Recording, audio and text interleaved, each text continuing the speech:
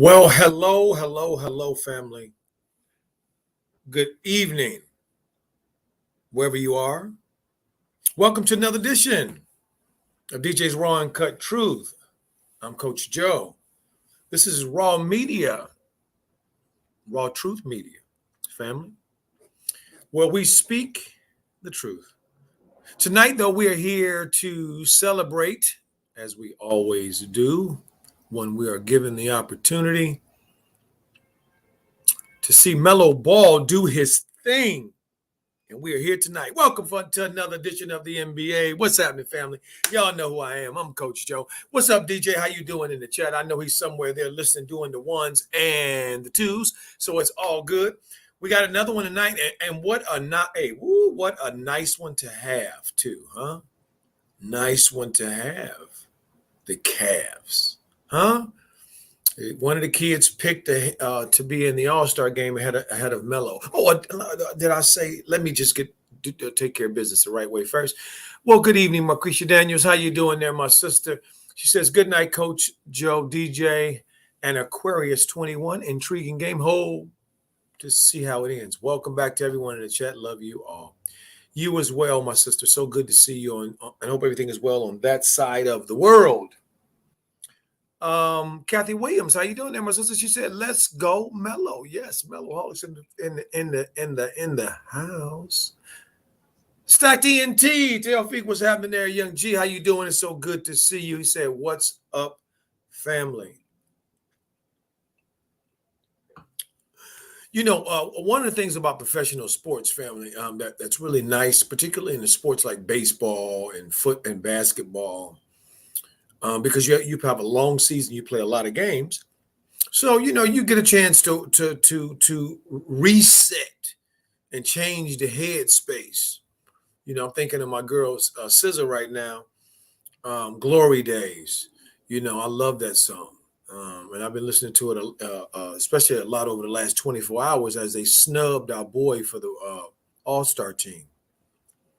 And try to act like the elephant in the room isn't in the room. Yeah, we see it's pink too, and we see it, and you see it, and all of us see it, but we act like we don't want to see it. And but the thing that's good about the NBA and like I said, Major League Baseball, is that you get a chance to wash bad taste out of your mouth, reset your mindset, because you play a lot of games. So here's Melo and them tonight after being snubbed last night, him and Miles Bridges, right? They get to come back and play against a team that's ahead of them at home, who that team is the favorite. That team's already has an all-star going to the all-star game. So, they got a chance to get some get back. What a perfect opportunity. Perfect chance, perfect opportunity. Look at the universe. So I'm happy to see him be a part of it. Stack DNT said LaMelo is not an all-star because his organization don't see him as an all-star and they don't believe he's won. All-star weekend voting was over, and the game after the end of the vote, VanVleet is still loved as an all-star in Toronto because his organization treats him that way, and Toronto marketing is better. Okay. Thank you for that, my brother. Naheem Nesbitt said, "What's up, Coach Joe? What's happening there, Young G? How you doing, Nesbitt? Good to see you, my brother." For myself, I lean more toward the idea that the narratives are set and that they don't become unset. They set the narratives for what kind of season they want, what kind of program they want, what kind of system they want to set up, and then they hold to those narratives, throughout. And there are a lot of narratives. I mean, I learned something about VanVleet that I didn't know, that he's the second all-star in the history of the game behind Ben Wallace to be a free agent and make it to the all-star team. Ben Wallace did it, who used to be with the Detroit Pistons. Bad boys basketball. There's Melo Ball coming up on the screen right now. Ooh, he looking serious. Ooh, look at him. Oh, yeah, there you go, boy. Looking serious out there. Yeah, looking good. So he's not a part of their narrative this year. Ja is a part of the narrative. The Grizzlies are on the come up. The Grizzlies are, in fourth place in the West.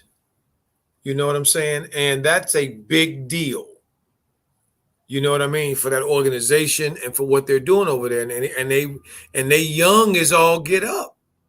They're young. So, Jaheim said, "What's up, Coach Joe? What's up, Naheem? Garland's not playing. No, he's not playing tonight." TB says, "Greetings." Um, Stack DNT said, "Oh, Garland duck in the smoke." Aquarius Law 21 said, "Peace, blessings, family, DJ, and Coach Joe. Peace and blessings to you as well, my brother. So good to see you." For those who are in the chat, our brother is moving on to some other ventures that the Most High has blessed him with, and we are so happy for him. And we send him with all the love and joy and beauty and the blessings that the world can offer our brother as he goes on to pursue some other interest. And came through our way a short time to bring his unique look and see and feel and expression of the world and sports and spirituality. It's just such a beautiful thing to have in a brother. So we appreciate you, my brother. Peace and blessings to you and your family as well, always. TB said TNT was not on board with LaMelo as an all-star too. Well, yeah, of course, because, they're going to be on board with the narrative. You understand? And if you notice, they were very on board with the narrative. Kenny Smith is the only one who stepped outside of the narrative and picked Melo Ball in his team. TB said Ja Morant's having a spectacular season and has been great since day one. Facts. So the narratives are already set. In the NBA, and I believe that's why they went with some of the more tried and true company men who they know what they're gonna get from them in settings like this. They know how Jimmy Butler's going to comport himself. Even though he was injured and didn't play very much. Played missed quite a few games, and the Hero kid played much better than he did, and held him down while he was out, and that team was in flux. But so they didn't want that narrative either. Maybe next year Melo and Hero will be the narrative. You know what I mean? They'll be the new ones coming in. You understand what I'm saying? Because the NBA is all about their stories and keeping us mesmerized in the game within the game. See, the game within the game. Family,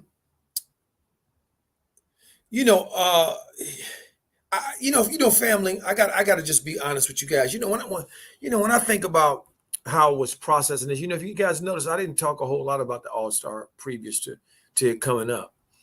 I didn't engage in much of the conversation, because, I've learned to try to keep it when it comes to the corporations, when you're dealing with the corporations in this country, and particularly the entertainment corporations, those that who show up to disseminate an idea to the citizens of this country, and by proxy, some of them the world, and some of them actually the world, but they start here. And so the bent is always toward the corporation. So, in the corporation, this is what I'm saying. Hey, give me your Mellowholics. Give me your what you think they're going to do as they tip off. They won the tip. We got the usual suspects. Gordon Hayward is back, family. How about that? And Gordon is with the ball over to Melo. Melo fakes the pump. Three, throws it off. Throws it to Terry. Terry pulls up from the corner, and the iron is unkind. Cavaliers have Osman, Jarrett, just came through the We just came through the first look with that hair, that afro flowing, looking like Dr. J from back in the day, and just threw that thing down. And the Hornets look like Lilliputians getting out the way. Oh, the giant is coming! The giant is coming!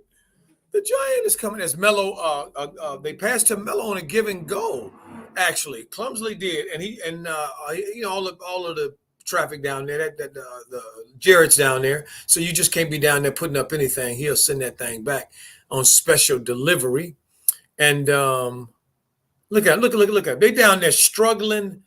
Like get out. I think Melo just picked up his first foul. Trying to guard Jarrett Allen, which I don't even understand how that even is a thing. The Cavaliers 2-0 with 10:54 to go in the first quarter. Cavaliers with the ball going in to shoot the rebound. Jarrett just very active, family. I mean, he ended up getting that rebound. Seemed like he was the only one moving. The Hornets were watching. He gets the offensive rebound and puts it back in again with the flying fro, Afro samurai style. I was loving that. Ooh, look at Melo. Ooh, bounce and one. That's right, young fella. They don't think you an all-star. You show them. There's Melo with the mid-range on a Coro. Look at bang bang. Look at the bounce with the nice ding ding ding ding, boom, splash going to the free throw line to shoot the traditional 3-point field play. Melo just came off of, remember, fam, that 36-6 game. First free throw is up, and it's good, although it touched iron twice. Melo, let's get that together, my brother. Young G, we don't touch iron. We shoot draws. So let's shoot draws, man. Cavaliers with the ball across the timeline, 4-3. Both Cleveland baskets are from oh, my stars, Miles. Are from Jarrett Allen. The Hornets get the ball. Melo throws a long pass down to Bridges. Bridges fumbles it, and him and Osman try to find the ball. And so we don't get the basket. The Hornets don't get the basket. They get, I think, a side out. Yes, Gordon with the ball out on the corner, dribbling around Osman. Probing into throwing a little jump hook there. Iron unkind. It comes out. Cavaliers back the other way, dribbling it down the teeth, going around to the rookie Evan Mobley. Oh, Evan Mobley tries to split the defenders. That hole wasn't so open there, Mobley. The Hornets knocked the ball away off of his leg. Nice defensive stop. Ball the other way. Melo the other way across the half court line. Over the Plumsley to Gordon. Gordon going in, gives a little bump there to Osman, tries to get the play off, turns it over, Cavs back the other way. LaMelo tries to steal the ball. Cavaliers, Jarrett out front on Clumsley. Back around to 00, who I'm not sure who that is, who started. Melo blocks his shot. Good block, Melo. Ball over to Bridges over to Melo at the top dribbling on Mobley. Melo goes under. Oh, good goobly-goo. Tries to get tries to thread the needle to Clumsily, and we get a turnover. Trying to thread that needle. Yeah, Melo, that you might have done better with shooting that one, but I know you want to, your instincts. I know what Melo's instincts are. At 4-3 at 9:01 to go in the first. Both teams are not really shooting the ball that well, I must say. Baskets are coming kind of tough. There's Jarrett taking clumsily off the bounce. Jarrett looks really in shape. Looks the best that I've seen him. As I'm looking at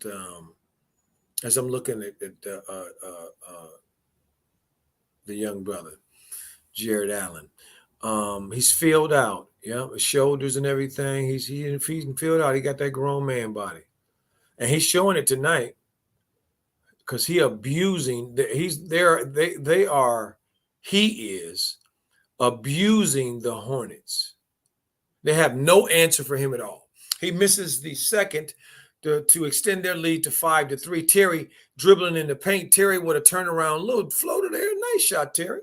Knocks it down to bring us to 5-5 with 8:33 in the first. Evan Mobley with the ball out top, around to Okoro dribbling. Melo's picking him up into Jared Allen again, scores again. Jared Allen has 6 of their 7 points. This boy is putting in work. Melo goes around. He dribbles under, extends the left, and gets the foul. Wow. I saw the other referees ready to run the other way, family. They didn't want to give him it. Oh, that's Godwin, a number, it's 00. So Melo goes to the free throw line to shoot 2 to see if he can tie the game up there. I see he's doing a whole lot of them, his arm, and Melo's is interesting case when it comes to watching NBA players and the quirkiness, smirkiness of all of them. They all have a little quirkiness about them. He knocks that first one down, 1 of 2, 6-7.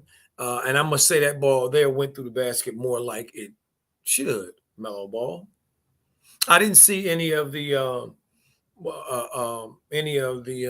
predictions today. Melo knocks down the second.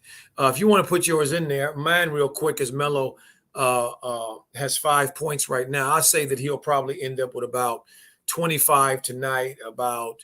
I think he's going to do just a lot of scoring, so he'll get pedestrian numbers.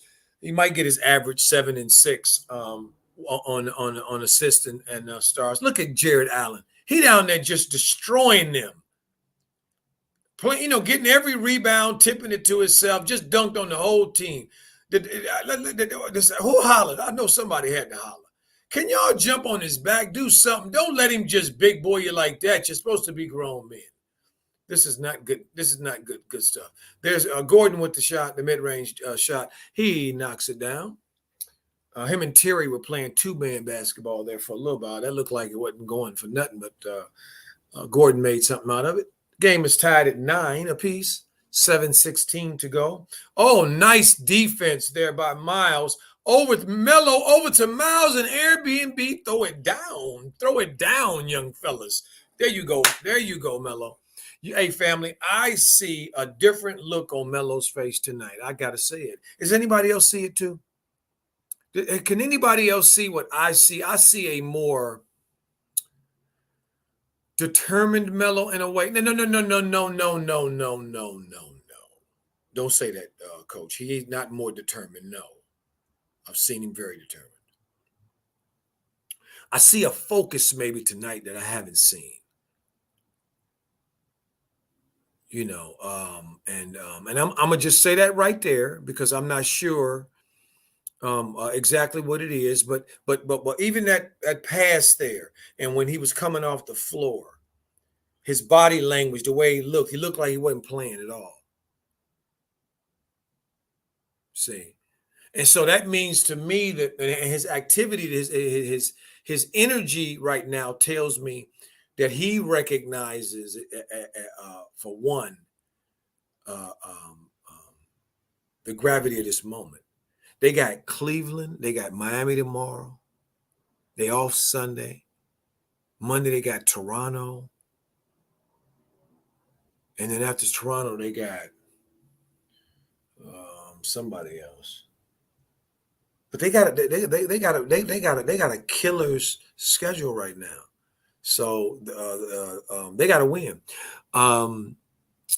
Stacked ENT said if Hornets want to improve their fan base, they need to have that New York or LA mentality by being expectant, or else they'll never win anything with who their star is. Thank you so much for that, my brother. Call Me Fayu says Melo getting another 30 piece. Okay, appreciate that, my brother, so much. So good to see you today in the chat.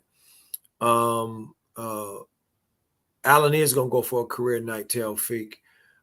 He says, Telfik says, Hornets fans respond, Twitter to Melo not making All-Star. He made Rising at least. Well, hey, You know, for me, this Mellowholic over here, you know, we go for the top of the thing or nothing. You know what I mean? You know, he'll play this rising challenge because that's the process, but that's nowhere near anything that says I'm that we are happy for that. He's rookie of the year. He would have been picked to do that whether he wanted to or not. Alan Turner, good morning for you. I guess it would be still for you. Coming up on the early morning, I think, huh? Al, he says he could call out the scrubs, perhaps. Call Me Faye says Mason got that T.O. instead of Mello. Good. Okay, Mason got a T.O. Okay. Call Me Faye says Gary Payton is Melo's coach for the Rising Stars. Is a good point and opinion. What's your thoughts on the coach? Love the glove, but Melo don't need that. You know, Melo is a special one of one. You know, he really is, family. And you know, we're gonna see. You know, we're gonna see more and more of it. I think there's Gordon with knocking down the three. Gordon has been out with COVID, as we know. Gordon has been very active. I must say, I like Gordon's activity. Gordon has made 3 baskets so far. Gordon has joined the party. Terry has 1. Melo has, I think, 2 baskets, if I'm not mistaken. That's God. Well, let's fight the rebound. We got a team rebound. We have to team rebound, family.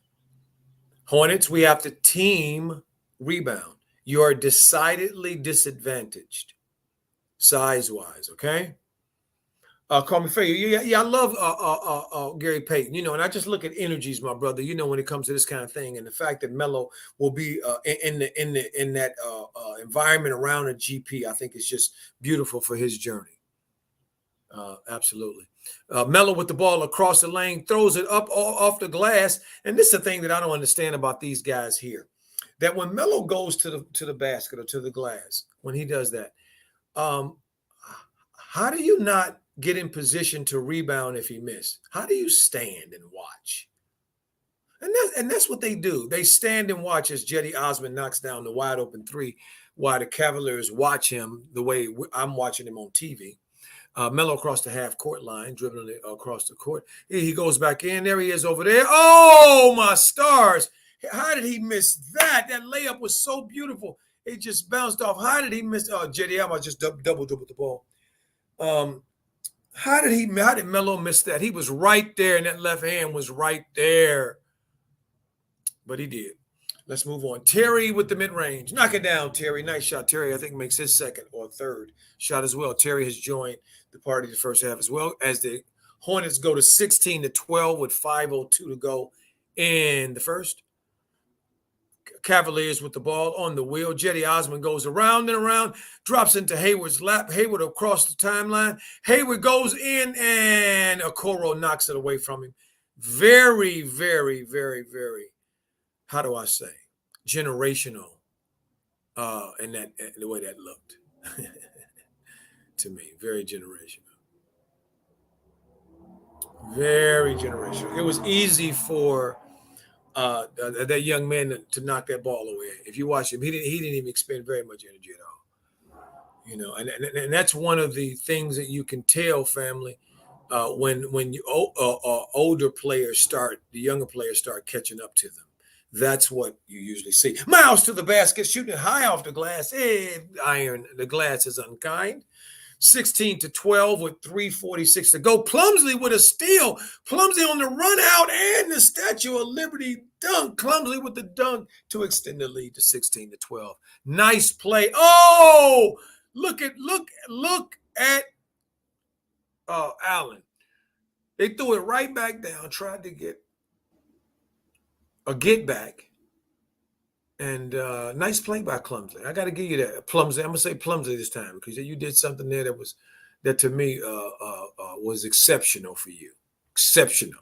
Played the passing lanes, didn't foul, and went down and dropped it in. I don't know who that foul was on, but Jared Allen goes to the line to knock down the first of 2 who has been very aggressive. He got 10 of 8 so far. I mean, 10 and 8 so far, family, with 4:24. Look at it. Ooh, 9 to cut the lead to 14-18 with 4:23 to go in the fourth. Melo's still on the ball. Melo across the half court line. Melo down the middle. Melo brings it back out over to Clumsley, around to Blondie. Blondie around, up and over, and it bounces off. Iron unkind.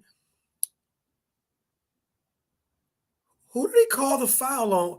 Who did he call the foul? Oh, my star said Melo hit him on the hip. Melo didn't do anything. That's part of the reason why he got to the basket. That's part of the reason why he got to the basket. Melo didn't touch him. You don't know. They say they're not going to give them the advantage. They say they are going to give them the advantage, but we don't know what the hell they're going to do.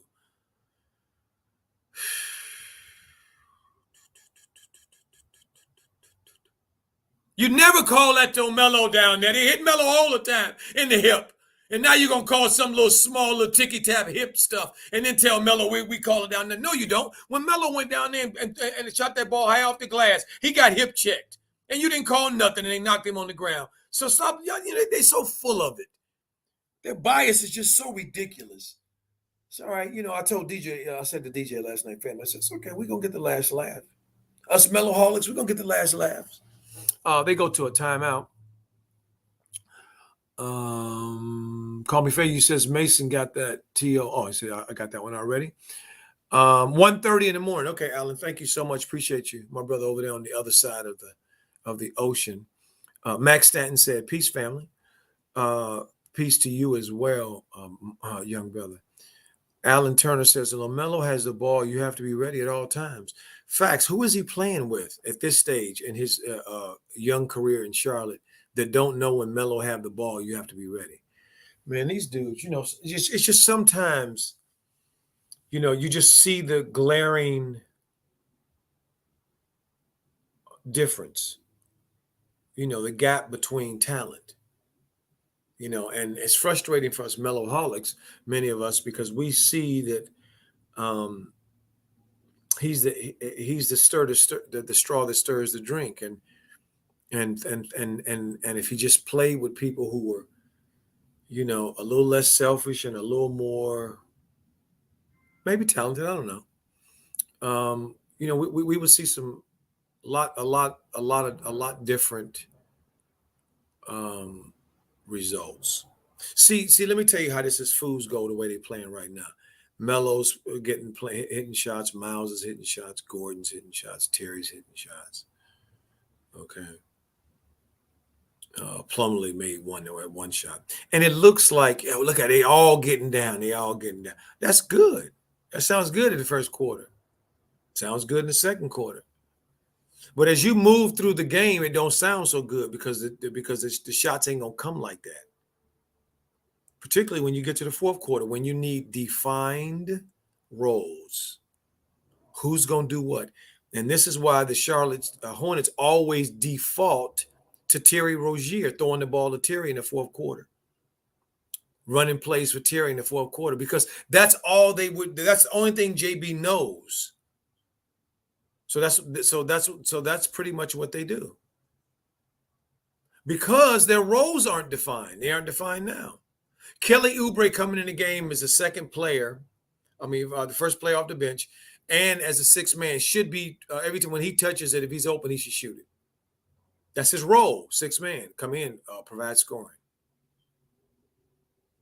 Okay, I don't expect that out of Clumsley. You know what I mean? At all.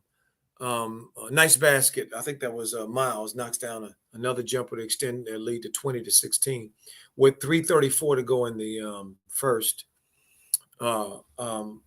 See what you do in the first matters the second, third, and fourth, and especially it comes out in close games.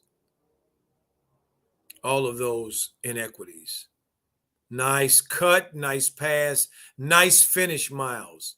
Very nice. See, to me, on this team, until they get that situation worked out, they're gonna always be up and down, because the responsibility is, in many ways, is shared where it shouldn't be. Nice, Terry, that was too low. Nice catch, Miles. Cody Martin with with the three. His first shot, he knocks it down for three. Good shot, Cody, as he extends the Hornets' lead to 25 to 16 with 2:38 to go in the half.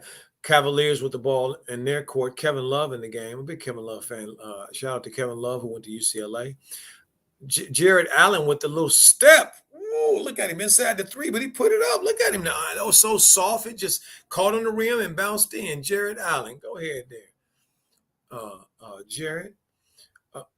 Kelly Oubre around the top, dribbling the ball, shoots his patented left hand top of the key jumper, iron unkind. Cavaliers with the ball back the other way at 25 to 18 with 2 minutes left in. 2 minutes left in the first. Kelly Oubre made a fantastic play. Fantastic play, family. They tried to big boy. Jared Allen tried to big boy the Hornets, one more time because he'd been bullying them all quarter, and they doubled him and they kept him in his place, and then Oubre doubled and just took the ball away from grown man style. Like, no, dude, you ain't gonna no, you ain't bullying me. Cavaliers with two. Hornets back with the ball back down their way. Terry Rozier with a very difficult floater. Wow, look at Terry. We ain't seen Terry in a while look like Terry tonight. So it's good to see that Terry back tonight. The aggressive, the focused Terry. I asked a friend of mine today, family, about a friend of mine was in a conversation with about the Hornets. And I asked him about Terry. I said, what do you think that the Hornets should do with Terry? And he said, put him on the bench, have him come off as six man.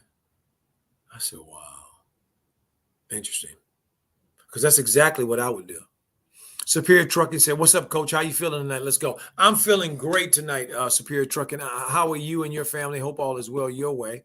Kevin Love with the turnaround. Ooh, over PJ. It bounced off, but it was a nice shot.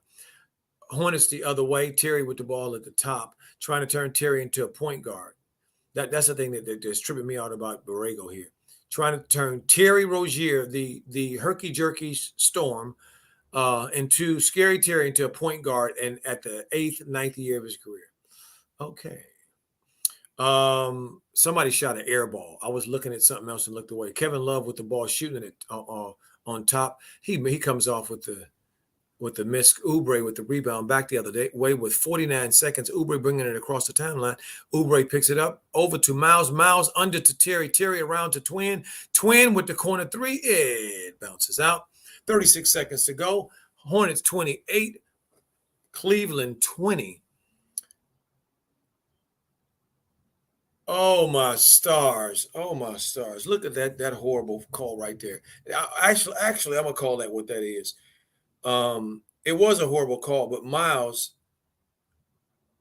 let me say it again before I say something, because it looked like to me that Miles didn't hold his ground. It looked like he did something else. I don't know. I don't know. Maybe I think Melo's coming back in the game. I hope he's coming back in. Well, yeah, but why would he come back in the game with 28 seconds to go? Maybe that means he'll stay in the game for the second quarter. Maybe that means that he'll come back in to play the right way almost all the second quarter, and then take him out and let a sub come in and play a little bit for him. And then the same thing in the third and the fourth. Keep him on the floor. That's what I was talking about earlier, family. This is what I'm talking about, not defined roles. The people who should be scoring the basketball, primarily getting the shots, it should be two people. And then a third, coming with the fourth through the play of the game. They don't have enough players who are creating their own shots, who are playing without the ball. Too many of these dudes on this team need the damn ball to be successful, and that's ridiculous because they don't have the talent for that. Terry knocks down a three to extend the Hornets' lead to 31 to 22. Cleveland on the other end. Melo with the rebound. Don't throw it, Melo. Throws it up, and that's the end of the first. That's the end of the first, with the Hornets winning that quarter 31 to 22. So they're off to a pretty good start. Melo's playing pretty well. Bridges is playing pretty well. Terry's playing pretty well. Getting some contributions from Gordon since he's back. So it's looking like they are. They had a successful first quarter. Let me look in the chat and see what the family is saying. DJ said, make sure you hit the likes and share the video, family. Yes, please make sure you hit the likes and share the video, family. We really, really, really appreciate it. Let me see. Marco Nure says, Coach and DJ, let's go. How you doing there, Marco? Good to see you, Young G. He said, Coach, I'm not sure if you're familiar with the Warrior situation, but would love to hear if you have seen that what the Splash Brothers have done. I think Curry wants to be alpha and Clay is on the outs. I actually, Marco, that's a good question. Thank you for that. I have been watching the Warriors. I like the Warriors from way back when Mark Jackson first started putting them together. I haven't read that. What I have seen, I saw the first game when he came back. I watched the whole game, and I watched this second game too that they played with Clay. And then I've kind of hit and miss here or there watching the whole games, watching a couple quarters here, a couple quarters there. Except the other night I watched them play Utah, I think. And they look like, to me, they looking more and more like Splash Brothers. I mean, Clay was 7 of 8 the other day from 3 for that game, I think. 7 of 8. I mean, come on. So, that's pretty Clay. and I think Steph really is happy to have his friend back, have his partner back. I really think that's going on. These dudes are toward the end of the thing. I don't think that that kind of stuff has anything to do with coming into play with those guys. They've been together for too long, and they have the great kind of personalities, from what I understand too, that mix with each other. Stacked ENT says everyone with Charlotte bigs, including Miles, need the ball. Facts. Alan Turner says 41 for Melo tonight. Stacked ENT says Hornets have a slim lead. Call Me Faye says Melo's first quarter stats 5-3-1, 1 turnover, 2 personal fouls, 8-23. He is back in the game. We are back at it. David Haynes says, Coach and DJ, and the test of the RawTruth family. What's up? I'm in and listening. Thank you, David, so much. Good to see you, Young G, in the house. Call Me Faye, you said, well, guys, Hornets won the first quarter. Usually when they do that, they end up winning the game. Well, look, they don't have much room for error. I mean, they got a killer schedule to start out February, man. They at home as Kevin Love knocks down the 3 to cut the lead to 25-20. To 31. Melo across the half court line goes off to PJ around to Oubre. Oubre's dribbling over to Gordon. Gordon shoots the 3. Basketball gods winning the ball, bounces back out to PJ. Gordon gets another shot. He misses it. LaMelo somehow ends up with the ball. I don't know how. And the referees called.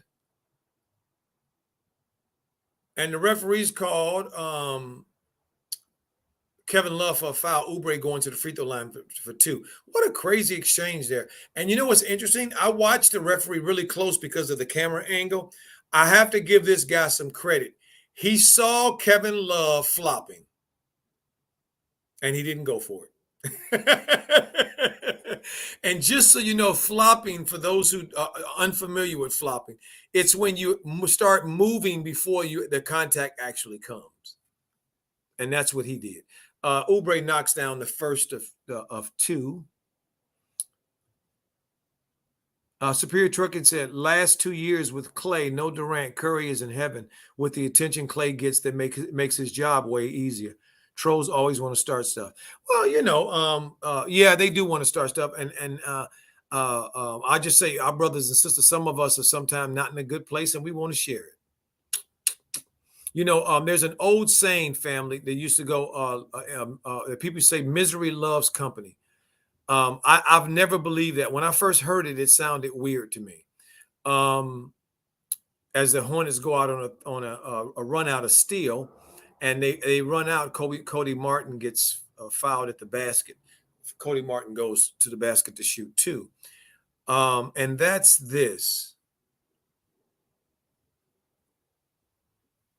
Um, yeah, misery loves miserable company. Misery doesn't love people that are not miserable. Test my theory if you think I'm telling the truth. If you know somebody who goes in and out, my compassion goes out to them. As Cody knocks down two to go to 34 to 25. Uh, uh, if they're in a bad mood, be in a good mood and see how long y'all stay in the same space. Eventually, somebody gonna have to move because that energy is not meeting. It's not together. It's different energy, so they're not going to click. They're going to repel each other. Somebody got to either become miserable and stay, the person that's in a good mood, or the person that's in a bad mood got to get out of the bad mood and have a good mood. Otherwise, they're going to have to part companies because like energy is drawn into itself. We are energetic beings. As Melo brings the ball across the timeline, across the half court, this is what I'm talking about. How is that not a foul? Three people converge on him like they playing football.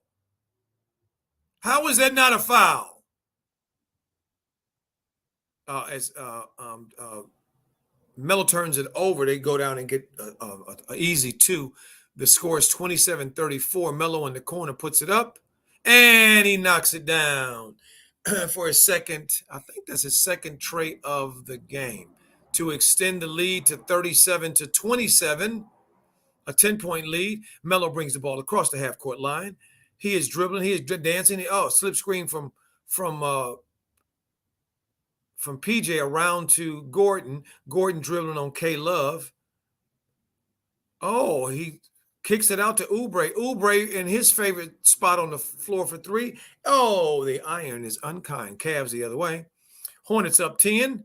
Oubre with the come in with the just karate chop. What was that, Oubre? I mean, he just comes in and just like what kind of defense is that? Good googly Chinese goo. Marco Nuri says Melo to have 40. Borrego will pull him at 39. Melo is incredible. That's how he ends up with the ball. The kid is a worker, B, while being a star. Facts. Facts, Marco. And the fact that these coaches could not pick him. I mean, this is ridiculous. When you think about it, which I don't believe they did. I believe the NBA did their thing, to be honest. Because they're not ready for that narrative. As TJ shoots a Steph Curry three and then runs off like he just knows it's going to go in. Oh, Melo with the rebound behind the back to Gordon. Gordon takes the ball down the court. Gordon dribbling on the young fella, good one. Back over to Oubre. Oubre at the top for three. It bounces off. Cody gets it. Cody pulls up for three. Cody misses. And Oubre tries to throw the thing down. Oh, PJ saves it to Melo. Wow, this team is really playing with a lot of energy. Melo over here, across the timeline, dribbling under. Melo throws it over to Gordon. Oh my! What is going on? They call all of that to get an offensive foul. All of that energy, all of that fighting for that possession. Three different offensive rebounds, family, and then Gordon gets called for something that Jared Allen said he did. I didn't see it, but Jared Allen is on the ground like he got some, like Gordon's got some kind of special powers or something. And he somehow, let me see what he did. Oh, you gotta be kidding me. You gotta be kidding me. First of all, he smacks Gordon in the head. And then what does Gordon do? I don't see what Gordon does. I don't see nothing that Gordon does to him. Hold on. Okay, so they bang knees, and that's Gordon's fault. It's an offensive foul because they bang knees. So the foul is on Gordon because they bang knees. Oh my God, this is getting ridiculous. If the foul is on Jared Allen,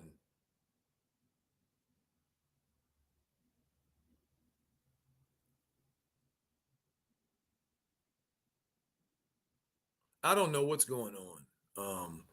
Yeah, because this is ridiculous. Gordon didn't do absolutely nothing. And the fact that he would have to even use his challenge up for something that's so blatant means that the referee was not even watching. Because as the replay, when they show it from the beginning, the reason that Jared fouled him because they banged knees first, and then he basically fell into Gordon almost.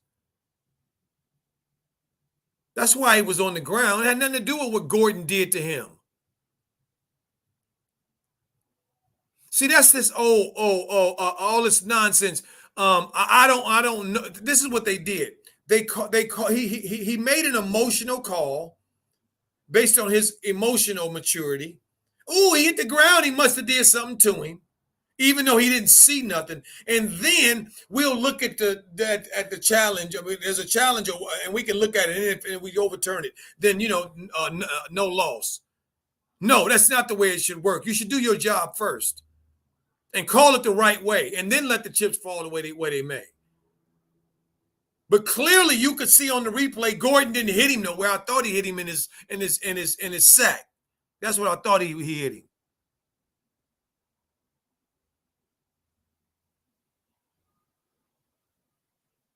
Allen says they should know Melo wants to run the whole game. It's not just a few plays. That's LeVar and Tina's son. Facts. Cryptoma 108 says namaste. Reggie Chicken Flay. Oh, okay. King C, what's up there, young G? How you doing? He said DJ, coach, and Raw True Media. RawTruth Media fam salute. Okay, the game is back. Hornets are up 3. So they looked at it and gave the ball back to him. Oh my God, you have got to be kidding me. I cannot wait to see what I can find a real explanation. What did they say Gordon did to him? That the replay missed 5 or 6 times of us looking at it. What did we possibly miss? As Melo throws it over to Oubre with the wide open 3. See, that right there is a classic example right there that Oubre can get his shot whenever Melo can get you your shot. He don't have to force nothing. That was a wide open 3 in his pocket as Gordon steals the ball. Hornets back the other way. Gordon, oh my stars. Cody Martin they call Cody Martin for a charge. Take the basket away.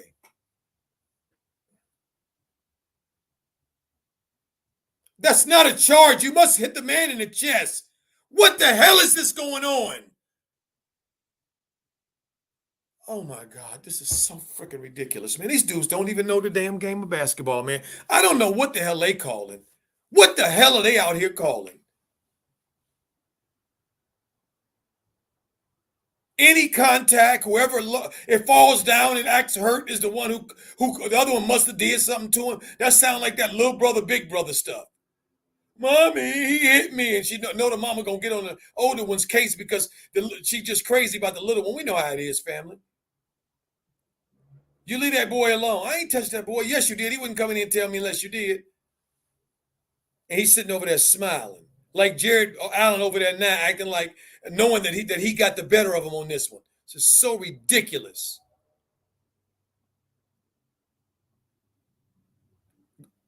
Cleveland with the miss, Miles with the rebound. Miles taking it across half court. Oh, Miles loses the ball. It somehow ends up in Gordon's hand, and for some reason that means for Gordon, Gordon means he should shoot it. Cleveland with the ball back the other side at 30-37. Hornets been on 37 for a while here, with no fault of their own. They should have had 2 free throws with Gordon. Here's another goddamn foul. Oh.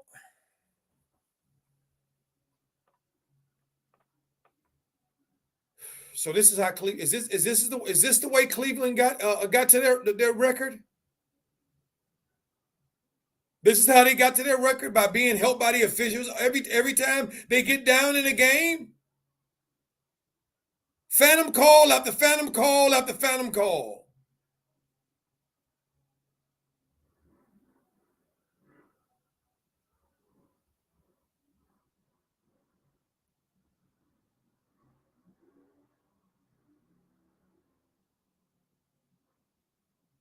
Oh, congratulations to King C with the wrench and Alan Turner with the wrench. Appreciate that so much. Thank you, family, so much. Appreciate that. Appreciate that.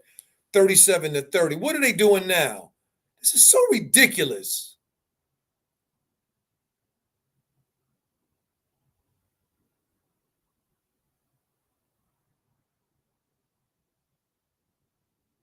Let me see. Yeah, I guess the way they call the game, I take it back. Gordon fouled him.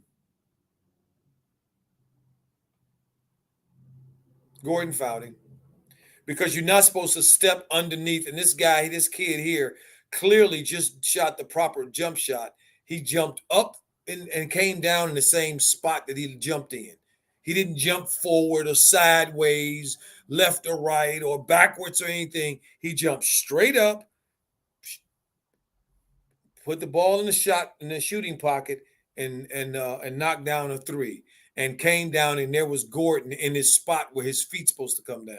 He lucky that it hit the top of his feet around his toes. He landed around there, because if it would have been more toward the middle of the back of the foot, he could have ended up twisting his ankle real bad.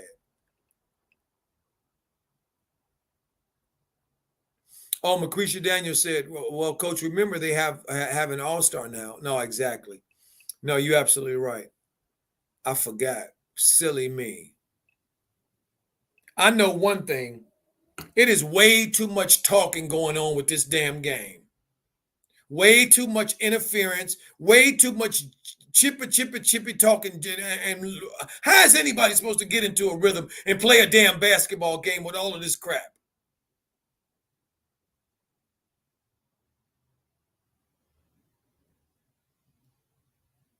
The Cleveland kid knocks down Wade, knocks down the first of two.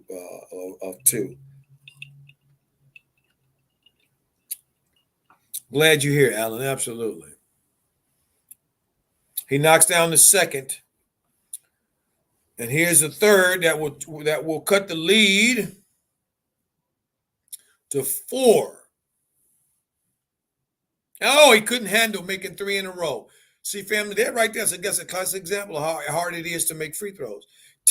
Mello to Terry with the step aside, and the 3 in the iron unkind. I don't even think the whole Hornets team ran down the court that time. Mello tips it out so they can get a rebound. Back out to Mello. Mello with Mobley on him. There go your man, DJ. Mello with the ball, driving it in around to Terry. Terry with the 3.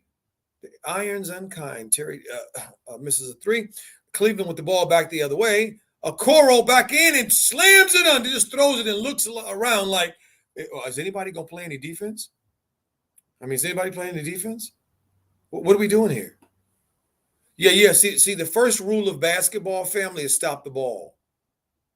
But because Terry Rozier decided that he wasn't going to play no defense on that play, he feints at him like he's trying to steal it from him when he really just trying to get out of the play.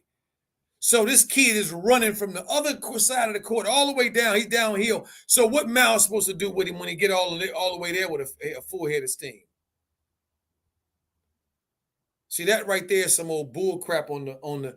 This is one of the reasons why you see Terry never fouls out a game. Rarely ever fouls out a game. This is why. Okay, because you can't foul out if you ain't nowhere near the ball, if you ain't trying to defend at all. Oh, I like that. If you ain't nowhere near the ball and not trying to defend at all. Ooh, coach got bars. Man, look at that, man. That was crazy. Yeah, so I it's always it can never, I think we've only had one straightforward game this whole season so far with this damn team. And that's that 158 game. Man, I want one of them games again. Don't y'all too? Y'all want one too, don't you? Man, I want one of them games again. Because man, this 2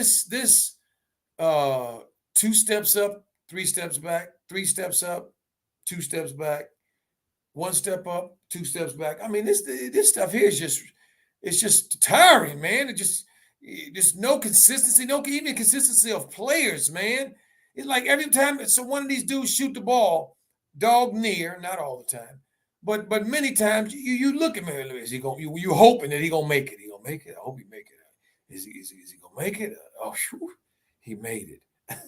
You know what I mean? I ain't never, and it's because we haven't seen this. It's all this old positionless basketball crap that JB is into.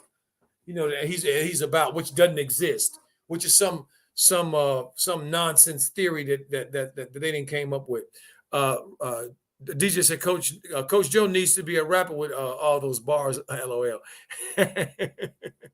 Thank you, DJ. Nick N said, "What's up, Nick? How you doing?" He said, "Terry's frustrating to watch." He is.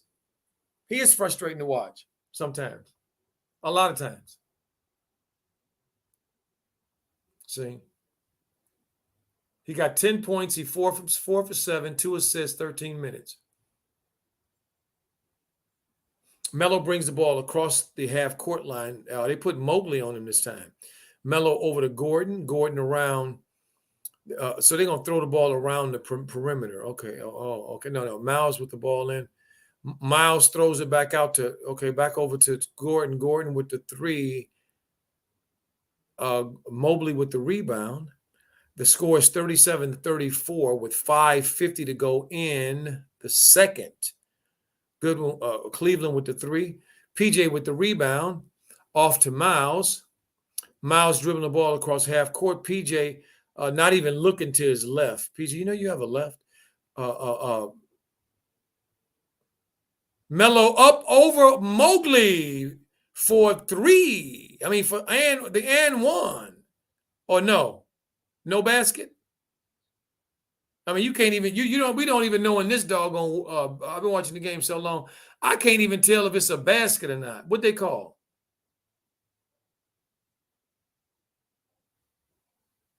Okay, I don't know what they call it. They took the ball out. Melo for 3. Bang, bang. Knock it down, young fella.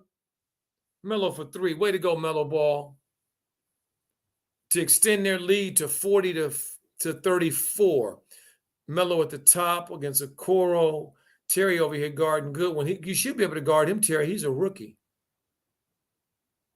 Melo's looking for his man. Terry, you see that your man is. Mobley knocks down a 3. Nice shot, Mobley. To cut the lead back to 4. Melo around to Terry. Terry around to Gordon. Back to Terry. Terry back around to Melo. Melo being guarded by the Cleveland kid. He went right by him, right around to Gordon. Back up to Terry. Terry dribbles back to Melo. Melo in for the layup. Good shot. Good ball move. That's the first time ever I have seen since Melo's been playing with this team that the ball swung around and Melo moved into a space that where he was open and one of his teammates passed him the ball. Wow. Nick said, "I love to see MJ get Penny Hardaway to coach his team." Oh, I love that. Miles with the rebound. Melo with the ball in the front court back to Miles. Miles going downhill. Miles over to Gordon. Gordon in the corner. I don't know what Gordon was thinking or where he was throwing it, but he clearly wasn't throwing it to us. Oh, with the rebound. Oh, my stars. Every time one of the Cleveland players go to the basket, they got to be a foul for them.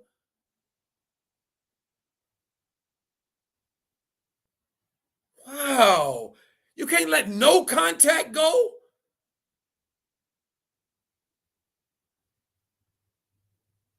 Nobody fouled him. He got too far underneath the basket. Nobody fouled him. His momentum took him too far underneath the basket.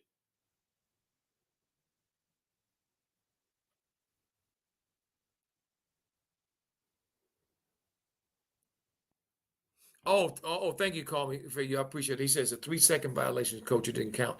Oh, okay. Somebody got 3. Well, yeah, Woodward Melo drives around Mobley and shoots a nice high arcing layup. Anyway, Melo across the timeline, I mean the half court line. Melo up with the floater. Oh, in and out. Shuck. He made so many of them. He might not even have none of them in his host of the day. Huh, family? He made so many of them floaters yesterday's game, the last game against Boston. I mean, I thought they was going to call him the float on king. Come on, Mobley. Mobley, boy, move your feet. A Coro for three. It's off. Plumlee, give the ball to somebody. Thank you. Gordon with the ball, driving it in. Gordon misses the layup. Cleveland has cut the lead to 2 with 3:31 to go in the second quarter. Jared Allen with the little jumper. Knock it down. Look at Jared Allen. Is that Melo? Melo, what's wrong with your foot? Oh, nothing. Okay. It looked like Terry, give him the ball. Thank you. 40-40. Jared Allen ties the game up. Melo across the corner into Clumsley for a Butler service. Just protect the ball and just move forward. What does he do? Turn the ball over. I think Melo's out the game. Oh, it's a timeout on the floor. Timeout on the floor. Gordon looks like he's trying to catch his wind. Been out for quite a while. So I guess when you're a regular mortal, not Kyrie Irving, you can come back and miss the whole half of the season. Okay, and just be right there with everybody else. King says, thank you, DJ, and love and much respect. Absolutely. Max Stanton says, what's happened to us scoring 70 points in the first half? We had a low-scoring half against Boston the other night. King C says, Macretia Daniels, thank you. Oh, absolutely. Melo's got 11 and 5. I think that's where he is right now. So, he clearly has been offensive today to me. And I like to see that. I want to see that. See. Most teams are like that. When you go down and look at the don't take coach word for it. Just go look at it for yourself. Go look at the top 5 teams in each conference, and go look at their season averages and stuff in terms of minutes, in terms of shots, in terms of free throws, all that, and you'll see it breaks down by hierarchy. Who's the most important? Because it's only right if you're gonna ball back in. I'll say that point. Terry at the top, dribbling 40-40 with 3:04 to go in the second. Terry up around top, back out to Melo around the top. Melo driving it in. Melo over to Oubre. Another wide open 3 for Oubre, and he knocks it down. Good shot, Oubre. Good pass, Melo. Nice. That's all you got to do, Oubre. Just go find it, stand in your spot, man. Melo will get you the ball, brother, for a wide open shot. Back a ball into to Jared. Back around the horn. There's Terry. Find your man, Terry. Look at Terry. Look at Terry just standing behind.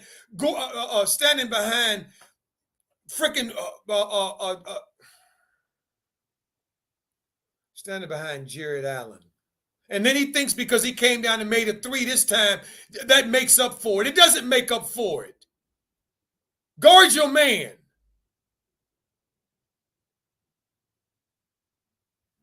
You don't get the right. You don't have the right to just only exert energy on the offensive end.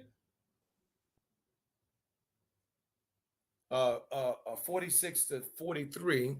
Evan Mobley just takes a mid-range shot. It bounces off the rim. Bickerstaff is doing a great job with this team. I got to say, I'm proud. I'm happy for the young G. Melo across the half-court line, 46-43. Melo dribbling it over there on the court, around to Oubre. Oubre dribbling it in. Oubre back over to Melo. Melo got the ball, 10 on the shot clock. Melo around to Terry. Terry shoots a long 3. Comes the iron unkind. He wasn't ready to shoot that ball and didn't need to shoot it. The shot clock wasn't running down. Could have made another pass. See, that's the difference between good teams and mediocre ones. Good teams, they make the extra pass. They make that extra pass to go from a good shot to a great shot. This team here just takes a good shot. See, like Cleveland did right there with Wade. Around until they got a wide open short corner 3 shot. Then they shot it. Cleveland knocked it down. There's Melo going in with his float. I told you, Melo, you shot too many floaters against Boston. You ain't got none today. 46-46 with 59 seconds to go. We back at 0, family, 0-0. There's Terry's man again, shooting the three, wide open while he pretends to hang behind the screen. Cleveland takes their first lead of the game, 49-46. And y'all know what I'm thinking. Melo with the ball across the timeline over to Oubre. Oubre dribbles it off his feet. Out of bounds. 46-49. Borrego knew that the camera, I think, was on it. So he whispered to the coach, Melo. That's what he just did. I just saw him. This dude is such a hater, man. What are you doing, Terry? That's better. Oh, but that doesn't mean, Miles, you stand in the paint watching.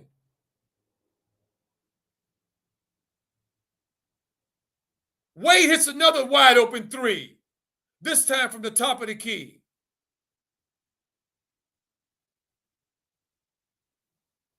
And this coach want to talk about it's Melo. It ain't got a damn thing to do with Melo.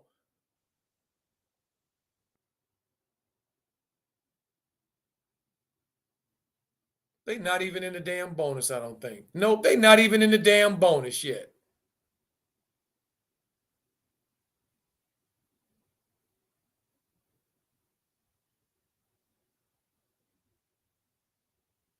Not even in the bonus. Melo with the ball at the top, 5 seconds on the clock, throws it to Terry. Terry turns the ball over. And that will end the first half, family, at 52-46. Cleveland is up. And I think I said this, family, in the at the beginning of the telecast. If I didn't, I'll say it now. Melo's got 11, Rozier 13, Miles 6. Melo's got 5 rebounds and 3 assists. Terry's got 13, 2 more points than Melo. I think I said this, is that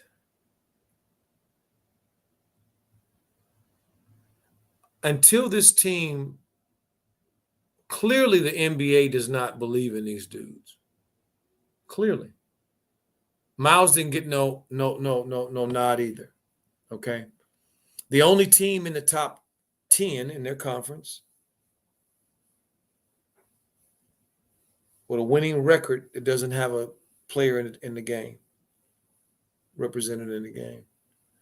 And yet they use Melo all the time for their advertisements, as we know, in the Ball brothers. And I feel like Melo has come out this game with a little different attitude, a little different seriousness on his face. And these types of situations make you do that. They make you do that. Let me look in the chat here. Max says Cleveland ended the half on a 25-9 run. Facts. Nick says LaMelo and Book should be our backcourt. Facts. Terry should be coming off the bench. Can you imagine if Terry was coming off the bench with Oubre? Terry and Oubre. Cody Martin. PJ. You know, if he went to any championship team, he'd be coming off the bench. He wouldn't be playing. He wouldn't be starting on any championship team right now. That's what needs to happen. And JB's not the coach that can do that. Call Me Free says, I don't know, man. That was at the game, that last game, and went up to Mitch and told him to make a trade. I hope he does it again. I hope he does that again today. I love that. I'm glad to hear. Oh, he said DKM was at last game and went up to Mitch and told him. Oh, okay. I don't know about any of that, but I hear you. Call Me Free says, man, this is disappointing. Well, I mean, they're not out of the game, but come on, let's keep it real. I mean, the game ain't we got a half of basketball to play. It's a whole lot of basketball to play yet.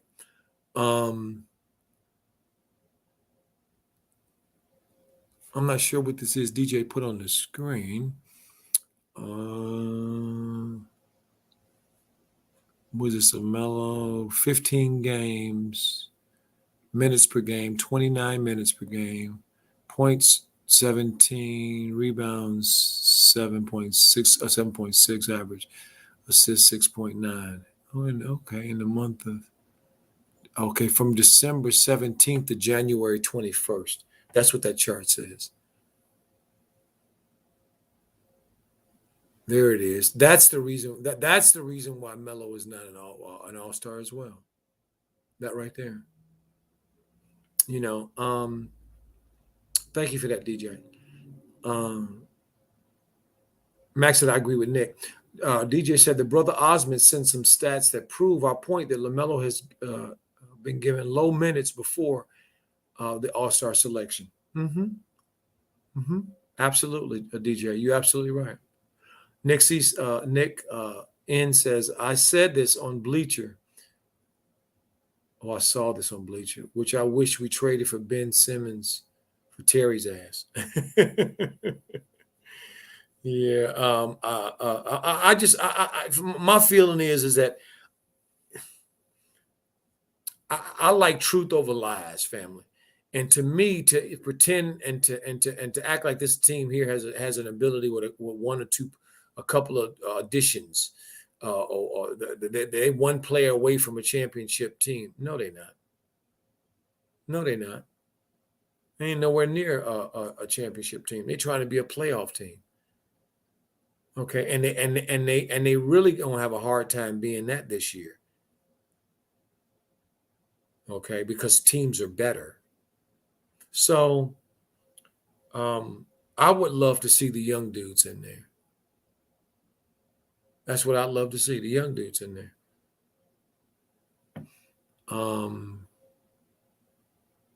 King C says, hope Terry don't shoot the team out. Nick says, N says he's 6'11", he's 6'11" defensive minded and can pass. Who's 6'11" and defensive minded and can pass? Who are you talking about? Nick, who are you talking about? 6'9". Ben. Yes. No, facts. I agree. Terry, Trent said Terry, no D Rozier. Mark Stanton said that's why they shouldn't have paid him. Should have traded Terry and let Bouknight take over next year. Yeah, they don't. For me, family, the truth is that this team, they didn't believe that this. They didn't believe that this team. I mean, that Melo was the real deal. I don't believe they believe that. I don't believe they believe that they could build around him, or that he's somebody that they would build around. And here they are, NBA TV highlighting Terry at halftime, family, and this coach over here talking about him. He didn't say nothing about Melo at the beginning. That's why I got him on mute, and I will never listen to this dude again. It's on NBA TV what his game is. I never listen to him again, because we watching the game. We know what Terry is about and what Terry is up to. See, but the establishment, they know, and the veterans that have been going along with it, they know how to play the game.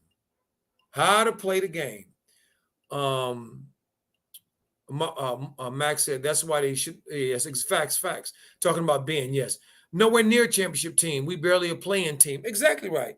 And so, why would you not, if you have within your power, within your means, to learn and play competitive games at the same time, by having a mix of old and young, similar to the way that Cleveland has a little bit, and play your young dudes and have your veteran dudes back them up? Why would you not do that? Because they ain't got no cojones. That's why. Because that means telling Gordon he got to go to the bench. That means telling Terry he got to go to the bench, and they don't want, and they can't do that. They don't have the the cojones to do that. Marco says Terry knows damn well he's a bench player. He's not the heart. He's not the heart like Draymond. This team has Melo written all over it with anyone who has played the game. Miles is the second option, and Bouknight the third. That is exactly right.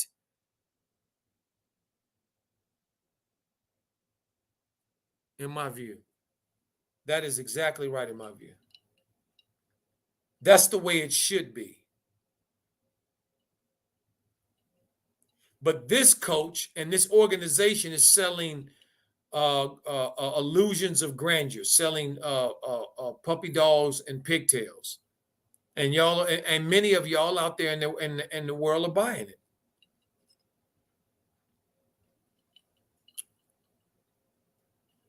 Yep.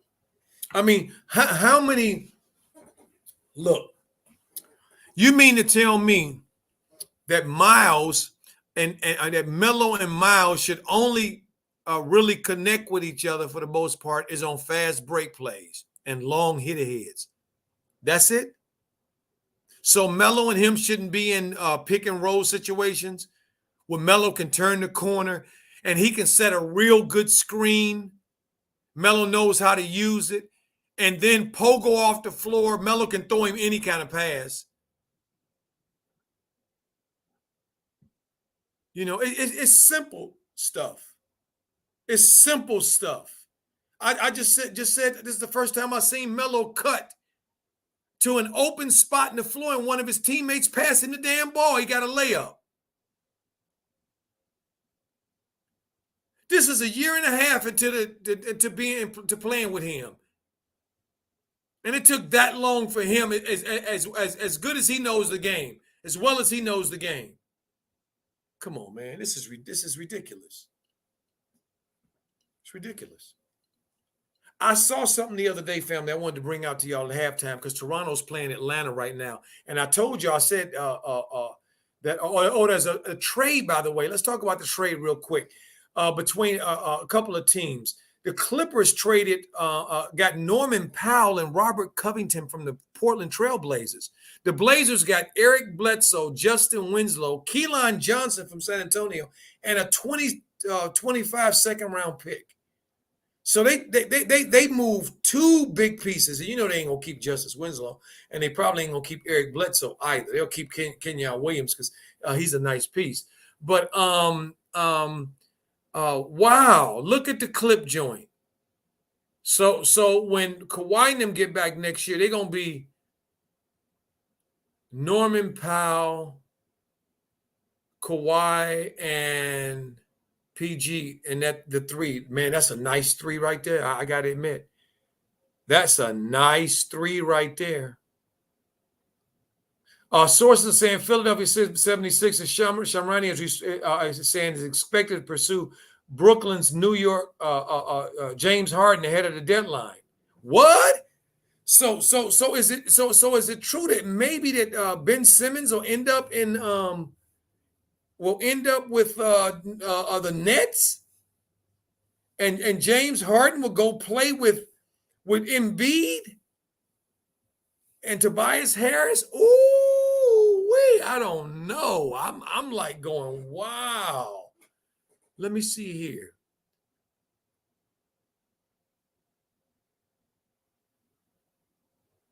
Let me see here. Let me look. I'm looking at that family.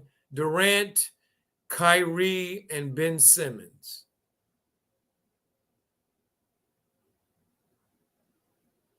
I like it. I like it if it happens. I like it if it happens, family, because along with Claxton and Ben and Kevin, that's a huge front line of all dudes that can guard. All three of them can guard. Kyrie can guard when he wants to.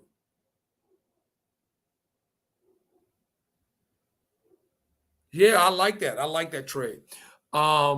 Nick C said Rozier trying to shoot himself into that contract they gave him so he can feel validated. And I think it's a little he's a little jealous of Melo, but of course he is. The Hornets King C says, thank you, Nick. The organization is just a poorly run franchise, hence the reason why they always in the lottery. Ding dong, ding dong. That's the truth of it all. Facts, King C. Facts, facts, facts. They wouldn't be in the lottery all these times. They knew how to run a basketball organization. If they knew how to draft with all these high draft picks they've had over all these years. You're absolutely right. Silly me to kind of hope or think that they would be something different, right? Yeah, right. Nothing different. Thank you for that, my brother. You hit the nail on the head with that. Marco says Simmons and Durant is some work. I think it is, but I don't think it's that much work because Ben's game is already what it is. Everybody knows that. He might improve a little bit on his shooting incrementally here and there, but he is who he is, a passer, an elite passer, an elite defender in 6'10", okay? And can get downhill on you and finish, okay? Let's keep it real. You give KD that and Kyrie that. Man, come on, man. Don't tell me. I'm starting to feel excited. Y'all hear my voice. Woo, I'm starting to feel excited. And then on the other hand, you give Embiid James Harden and you give Tobias Harris James Harden. Man, don't get me, man. Man, don't get me tripping. I mean, don't talk. I'm liking that. BTS Dance Studio says at King, not anymore. Mitch, who won 5 titles with the Lakers, is well respected. Jordan is hands off now. Nah, I would never believe that Jordan is hands off anything that he owns or he has any say so in. Yeah, to me, he ain't no shrinking flower. He ain't no hands off nothing. Max says, not a fan of Ben Simmons' game. He showed us he's a choker. It's had to come back to that. Mac is different, dude. I mean, I'm different. I'm not going to try to change your mind about that, my brother. I would just say this. In my experience around NBA players and players that grow into NBA players, when you get to the NBA, I ain't never seen really no chokers. Okay, it's a hit or miss league. Balls go in, balls go out. Not everybody has the same skill set. It's the coach's responsibility to manage the team in a way to put the team in a place to win. But the fact is this: Kyrie Irving and KD are way better options to shoot the ball than Joel Embiid and Tobias Harris. So I'll put it that way. The game is back on. Jared Allen picks up where he left off in the second half, putting in a layup over Plumlee to extend the lead to 54-46 as Terry takes a 3 and misses it. 54-46 with 11-12 to go in the third quarter as Jared Allen picks up this looks like a rerun, family. Except the beginning of the game last time, he had a dunk and a jump hook. This time 2 layups. This time he had 2 layups. But still, he had 4 points last time for them coming out. He got 4 points again. Are the Hornets going to do something about that? They want to let everything be the same. I don't know. Melo just makes a layup.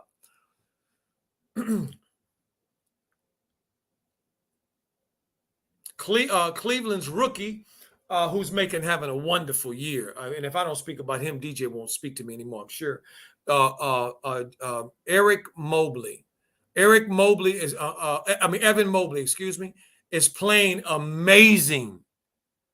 Okay, he's probably going to be rookie of the year. He's made such a difference on this team, and we like him a lot here as Allen shoots a air ball from 12. Cleveland has extended their lead to 10 at 58-48. Miles going around, misses the layup. Clumsily tries to dunk it back in. He misses it, and Cleveland runs out to get a layup. Now JB is saying let's go as Cleveland extends their lead to 60-48. Terry the ball over to Miles. Miles shoots a 3, his second 3 of the half. He misses that 3. Cleveland back across the other side. Godwin with the ball over to Jetty Osman. Jetty Osman shoots it up. He misses it. Gordon with the run out over to Terry. Terry comes around. He misses the layup. He gets his rebound and puts it back in to cut the lead to 50-60. So if Darius Garland, the All-Star, was playing this game, maybe the lead will be more than 60, huh? What y'all think, family? What y'all think? See, I know what it is, family. That other team that I was missing out on, the Charlotte Hornets. The next 4 games are this Cleveland game today, Miami tomorrow, Toronto on Monday, and on Wednesday of next week, the Bulls. That's their next 4 games. Who thinks they're gonna win one of those games? If somebody in the chat thinks, somebody in the family thinks that Cleveland, I mean that Hornets, Charlotte gonna win one of these games against those 4 teams, stand up and be counted. Okay, so Marcretia Daniel says yes, Coach, because of the big 2. Okay. Yes, I'm saying they're not gonna win one of them games. My feeling is they're not going to win one of these games. It's not just Marco Nori, my brother. I have never seen, actually, even when Nick Anderson, who played in Orlando with Shaq and Penny when they were early in their careers, Terry misses a layup, as they were trying to establish themselves in the NBA, doing it very, very well back in the days. Nick Anderson, they say, cost them that championship because he missed free throws, and many know that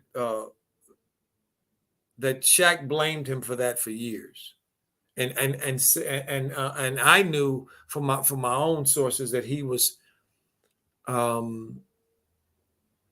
was one of the reasons he left Chicago. I mean, he left Orlando for the Lakers. Melo with the back door, nice pass. They ran a play. I ran 2 kind of plays for Melo going back doors. Plumlee hit him twice. Melo twice for layups. Look at that, family. As Melo cuts the lead to 10. Turnover. Gordon with the ball back the other way. Over to Clumsley with the throwdown. As the Hornets cut the lead to 8, 54-62.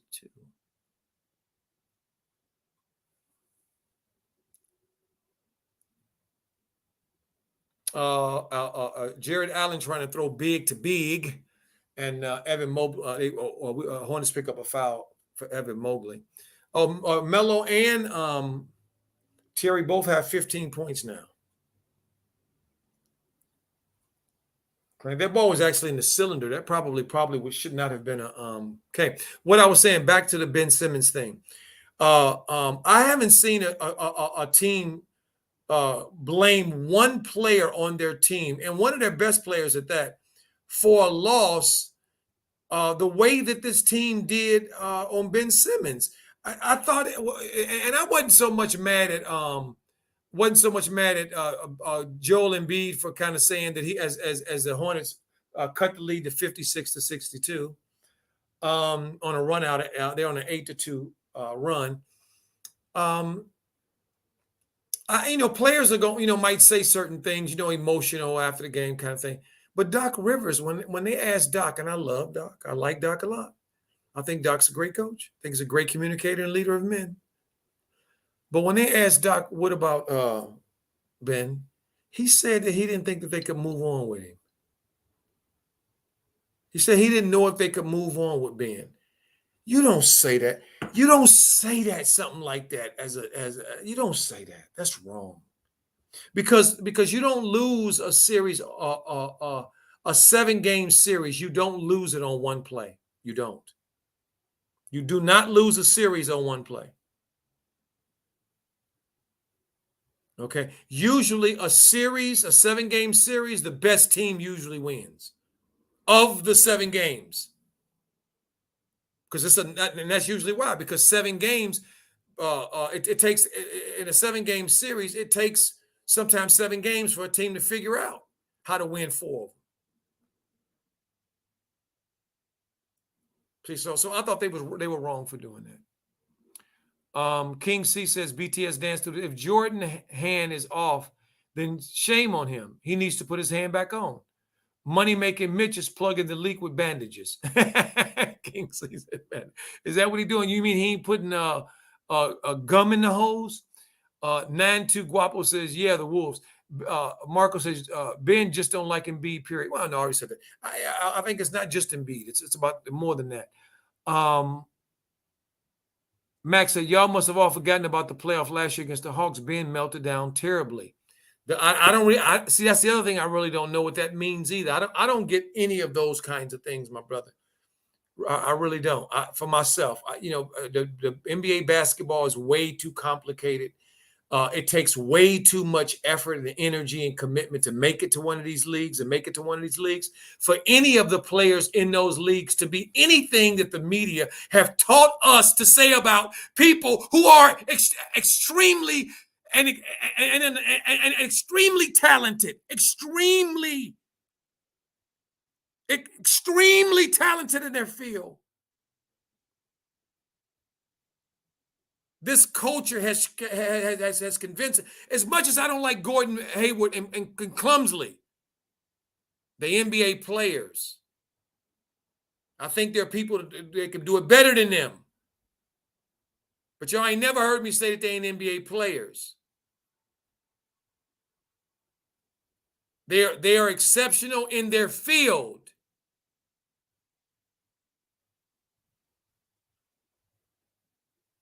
See, Ben is exceptional in his field. Is he perfect? No. And when you check as many boxes he did, when you check as many boxes as he checks, you overlook some of his warts or his deficiencies. Melo around for this floater. Did it go in this time? No, the floater didn't go in this time either. Floating, I'll tell you, Melo, you shot all your floaters out, man, against Boston, man. You was hitting them dudes with floaters.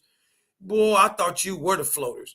I thought you was getting ready to float on, brother. You was just hitting them dudes with floaters from the right, floating from the left, floaters down the middle, drive-by floaters. You was just hitting them up. And today, you can't make a floater to save your life. Them floaters ain't going tonight, brother. You know, some adjustments going to have to be made, and the adjustments going to have to be made, Melo, is slow down. Slow down. When you floaters, as you know, Melo, you have to have your body under control. As he throws the ball far to Miles, Melo is saying to Miles, how are your eyes not open to the fact that I might throw you the ball? And Miles is like asking Melo, this is what Miles just asked Melo. Why did he throw him the ball? That's what him and Melo still having that discussion. Why he's asking, this is what Miles, the dude who has helped Miles the most get a bag, LaMelo. This dude is in the game asking him, why did he throw him the ball? And why did he throw it toward the basket where he could get a basket? As Kevin Love now. Look, family, they are coming undone.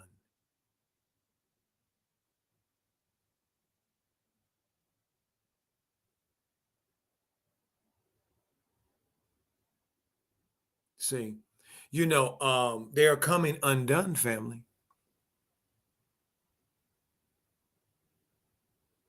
Two Nines Guapo says, Coach, please go on the NFL post game. I'm trying to hear your thoughts if you haven't shared them already, and I missed them. On the Niners, 2-9 Guapo. My thoughts on the Niners. No, Mac. I'm not saying that, Mac. Listen to me, Mac. I'm not saying they can't be critiqued. What I'm saying is that the critiquing that's done is not. It's not reasonable. It's not logical. Okay? And it's not meant to be creative critique. It's meant to tear down and to divide. Okay? Ben has things that he has to work on. Absolutely. He does that. I understand, Marco. I'm with you. I'm with you. I get what you're saying. Mac. No, Mark. I'm sorry. Maybe I'm getting Mac. I think Mac is the one who said it. Yeah, it was Mac, not Marco. Mac. Thank you, Marco. But Mac, that's what I'm saying, Young G. It wasn't proportional to what they what for what the NBA is about. It's the business of basketball. It's not just the playing of basketball. Okay, it's the business of basketball, and that's why they haven't moved him. They haven't moved him because it's about because of politics.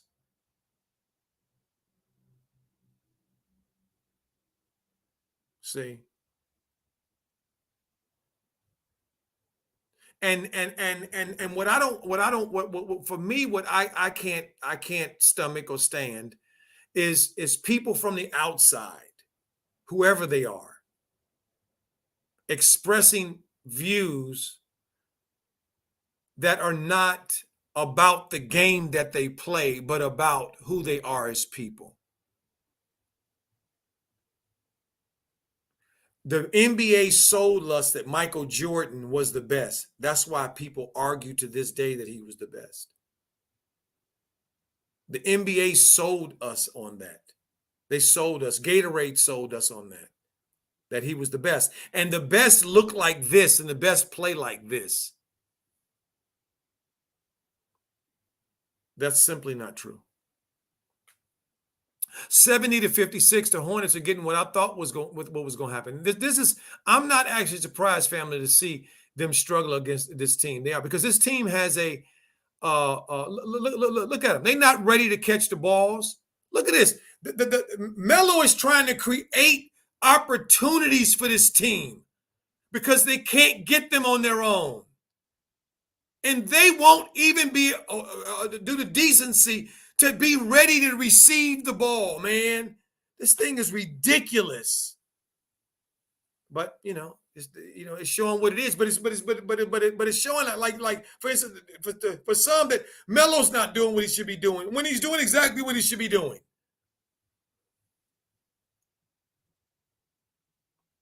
Put Terry over to Miles. Miles dribbling in. Miles back out to Terry. Terry dribbling around. Terry with the mid-range. Terry knocks down the mid-range shot to cut the lead to 58-70 with 4:41 to go in the third. Oh yeah, Melo's still in the game.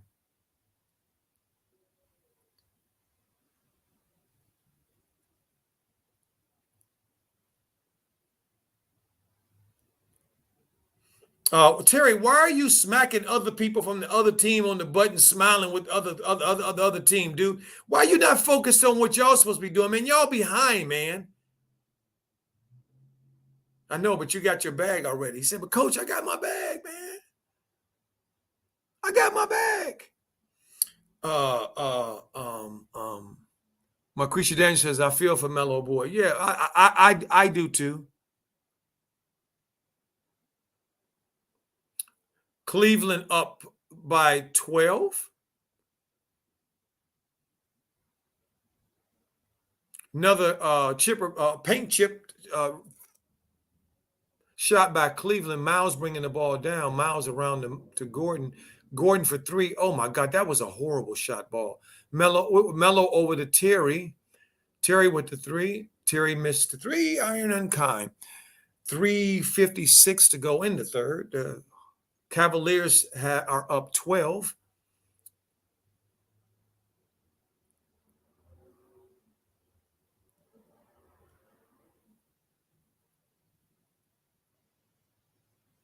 Oh,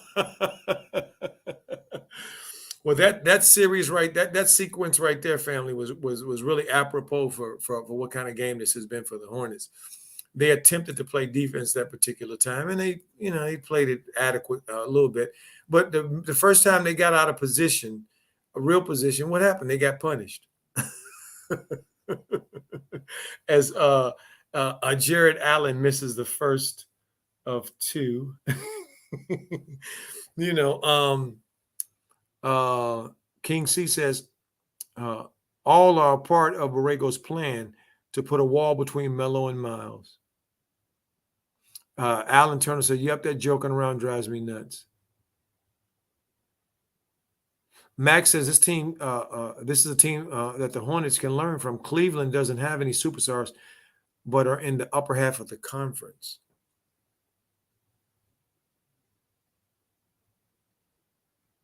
Oh, so he took Melo out now. Okay. So the Hornets cut the lead to 60-71. Cleveland's up 11. So he took Clumsley and Melo out. Who did he bring in? Oh, PJ and Oubre. 3:01 to go in the third. As Cleveland's looking for nice defense by Oubre blocking the shot of Goodwin. I think that's who that was, but he missed the three. PJ with the offensive rebound. Gordon with the spin. And it looks like there's a foul out top. I mean, look, there's a whole lot of game to play yet. This game isn't nowhere near over. I mean, it's 2:41 to go in the third quarter with 70-60 is the score. So both teams have shown that they have the ability to as the Hornets are showing right now, they having problems making baskets. But the Hornets, the Cavs can do the same thing. They showed us that they can do the same thing. They can go on their little droughts too. PJ dribbles Kevin Love down and puts him under the basket and shoots a layup to cut the lead to 9. Let's see if the Hornets can get a stop this time. Gordon, what are you doing? Okay, there we go.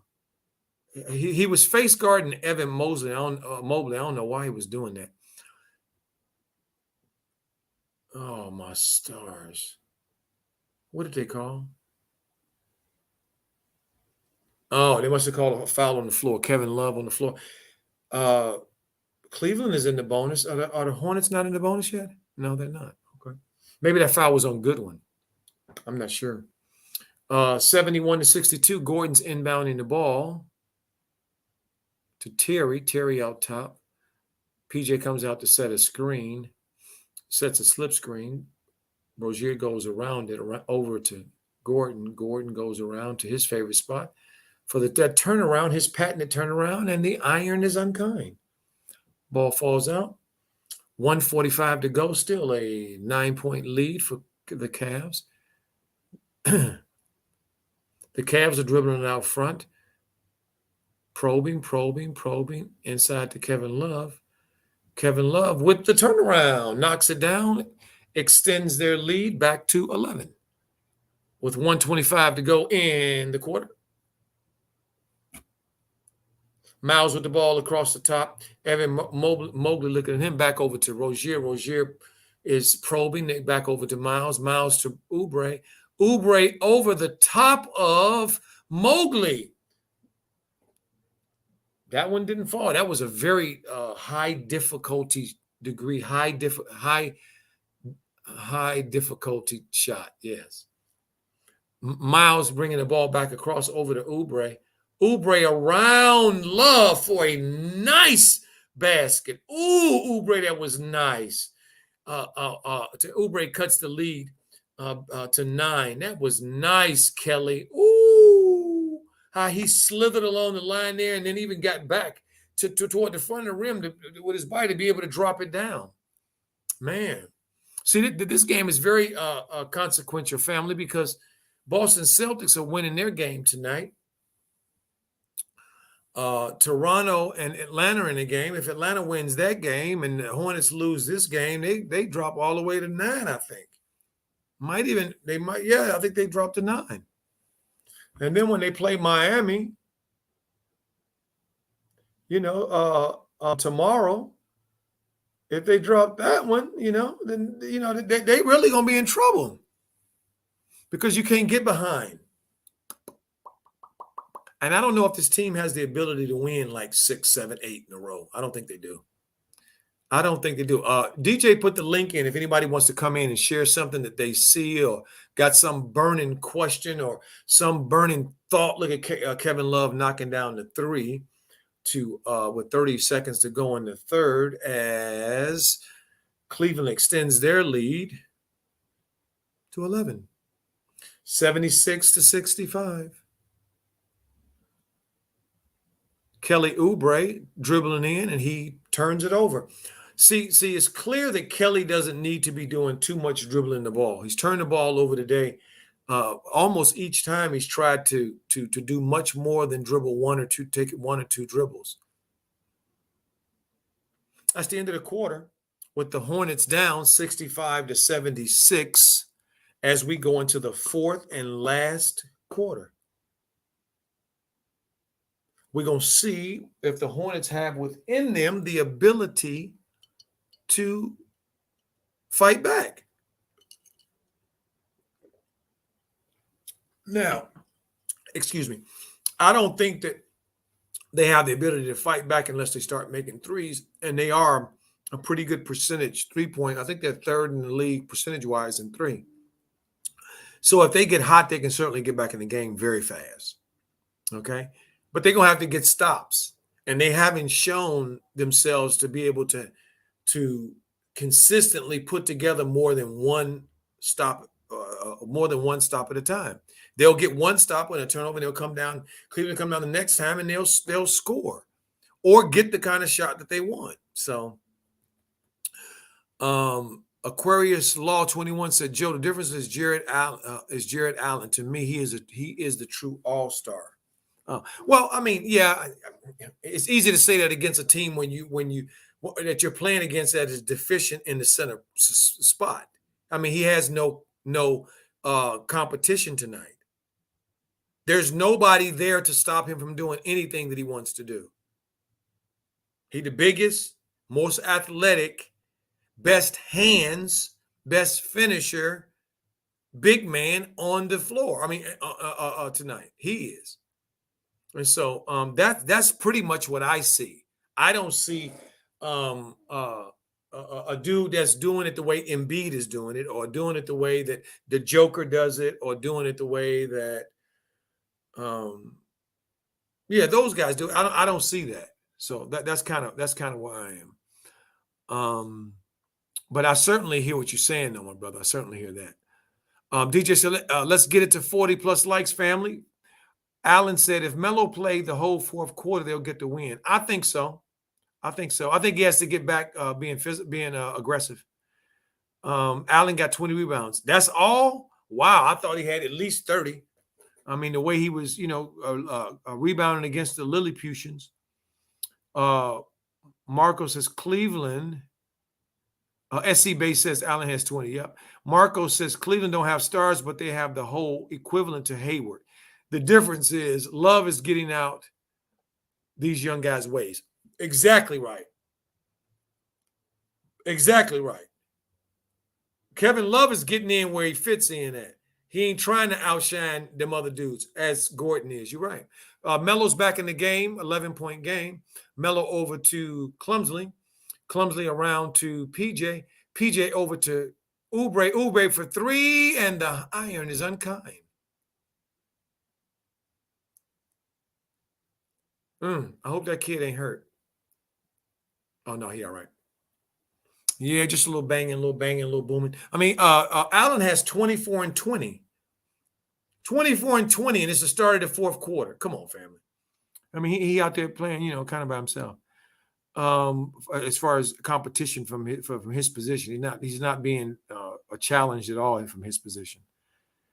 Max said Bally Sports is tossing LaMelo Miles on the highlights. Oh, okay. AJ said, Coach, you think Nick Richards can develop anything close to Jared Allen? No.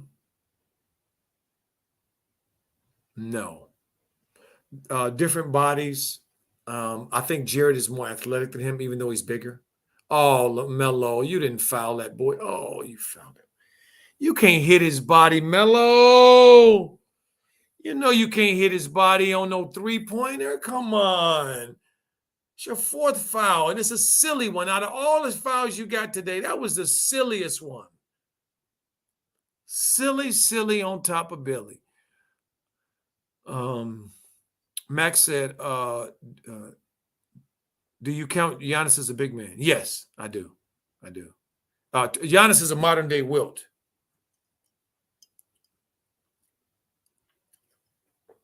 To me, he's a modern day Wilt. McCreasure says, why when Plumlee get the ball, he throws it out? That's a good question. I'm going to have somebody ask him that because I don't know. I'd like to answer to that question. Why does he do it? Why? I don't know why. I'm trying to ask why he's doing the same thing. I don't know why he's doing it. Look at Kevin Love. Look, Kevin. Come on, man. We're gonna challenge you. Let's challenge. No, dude. The dude is in the air, and there you go flopping again. You flopped again. He didn't even come down. He didn't even come down near you. He came down around from you. But I hope they challenge him. You challenge him? Yeah, they must be. They must be challenging because they go into a timeout. Let me see here. Yeah, they are challenging. Good. Allen out there balling. Rick Ball said, yeah, absolutely he is.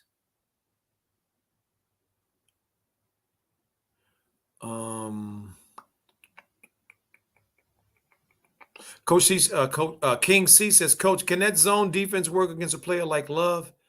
No, he's too smart.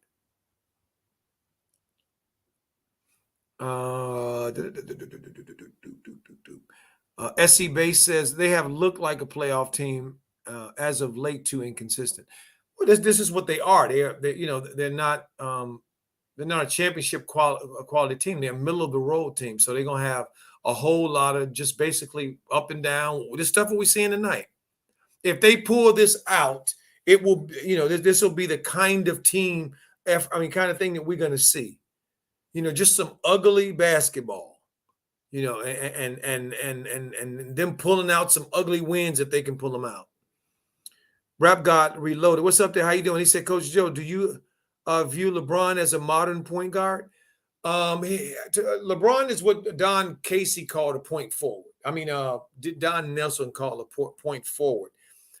He started that back in the day with Paul Pressey, who was a small forward, and he handled the ball. The second guy who did that prominently was Scottie Pippen. Scottie Pippen was a point forward. So LeBron's a point forward in that vein to me. But he's got, Magic Johnson type abilities and IQ. So that's what makes him stand out, so well. LeBron to me has always been more like Magic than Michael in any way. Way more like Magic than Michael.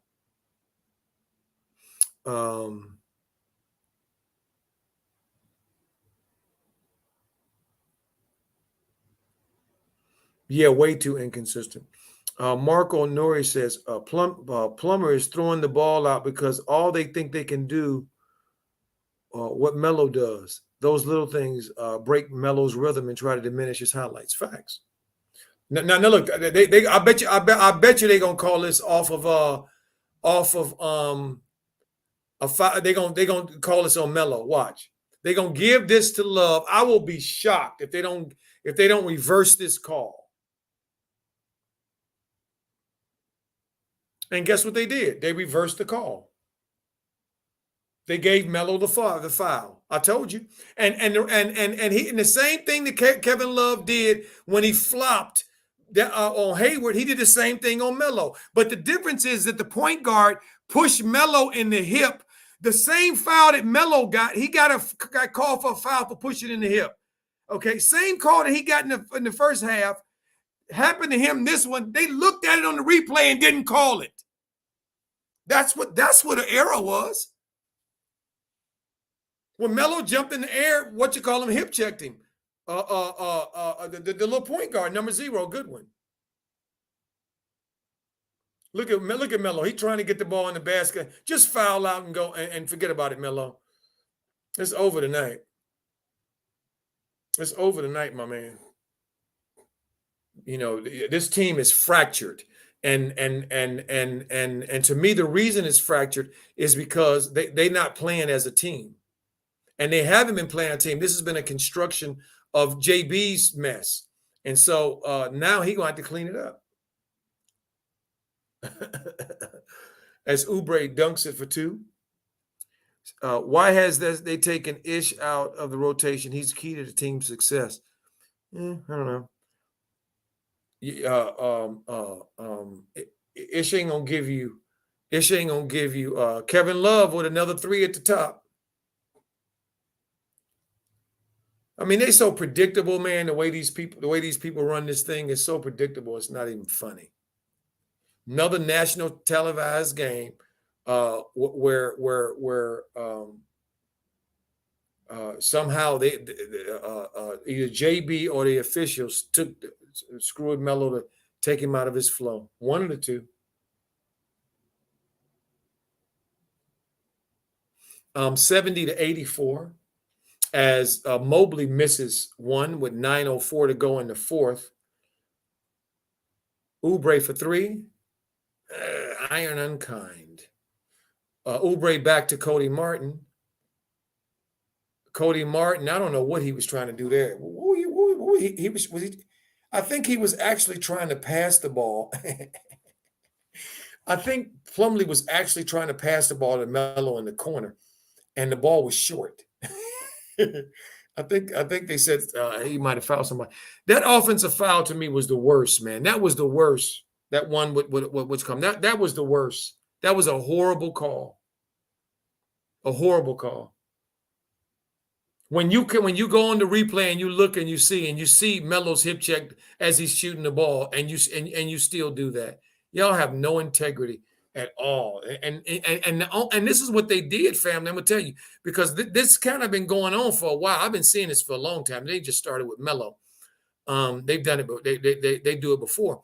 But the difference is that they do it now with this narrative bull crap. See, it was more than just narratives back in the before they were trying. David Stern was trying to change the game to what the game is today, from what it was back in the day. Okay, and they've managed to do that because analytics then said that the only shots to shoot are free throws, 3-pointers, and layups. And if you shoot mid-range shots and you're very good at it, like DeMar DeRozan, you will eat in today's league. You know, Kyrie's got a great mid-range game. If you got a good mid-range game, you will be nice in today's game if you can hit threes. Because nobody is hitting, and the north and south is gone. See, it used to be north and south. Basketball used to be played north and south. Now it's played east and west. All of the size and the athleticism has shrunk the floor. See, so people have to go east and west. Classic point, as Kevin Love knocks down another three. A classic point of that is that shot that Melo hit it with Milwaukee, that runner. It wasn't, I call it a drive-by floater. It was, he going left or right, east and west, and shot the ball in. That's who we are today. You know, and that's because of the size and the athleticism and the speed. It's changed north and south. You can't do north and south no more. Too much size. The guys that get to the basket now with consistency, Giannis, they bully their way to the basket. James Harden's having a hard time getting to the basket now, if you noticed. So Ben is one of them the dudes that can get to the basket. That's one of his strengths, is that he can get to the basket. And it's hard to stop him because he's 6'10", 200-something pounds. So it's hard to stop them. It's very difficult to contain run rate trucks. We've seen tonight when Jared Allen got the ball in those places where he could go downhill. What did he do? He looked like a 7-foot Dr. J with that afro flying and that arm way up in the air, throwing that thing down. You know what I mean? Because that's what it's about. Alan Turner said, JB destroyed this team. Nobody knows their job. Exactly right. That's what they look like right now. Nobody knows where they're supposed to be going. Nobody really knows they're supposed to be doing. So they just scrambling. It looks like a Chinese fire drill right now. This is what it looks like right now. Chinese fire drill. And this is what it looks like when there's no continuity. There's no real definition of roles, when people are not really sure about what they're doing, as opposed to kind of have an idea. Mac says they're looking lost, Alan. Yeah, they are. Mac, you're right. Joey, how you feel about Ben in the Nets? I would like that, to be honest, because they got Kevin Durant and Kyrie Irving. Okay, and those dudes can get buckets whenever they want to. So buckets won't be a problem. They won't be saying, I don't think people will be saying it. Well, he didn't want to take it to the basket. No, because they got enough dudes that can get buckets. Max said that flopping crap ain't working for Harden this year. Well, the NBA created that. See, I'm not gonna blame James for it, or Ice Cube, or Steph, or nobody. The NBA created that. They allow the rules to be interpreted that way.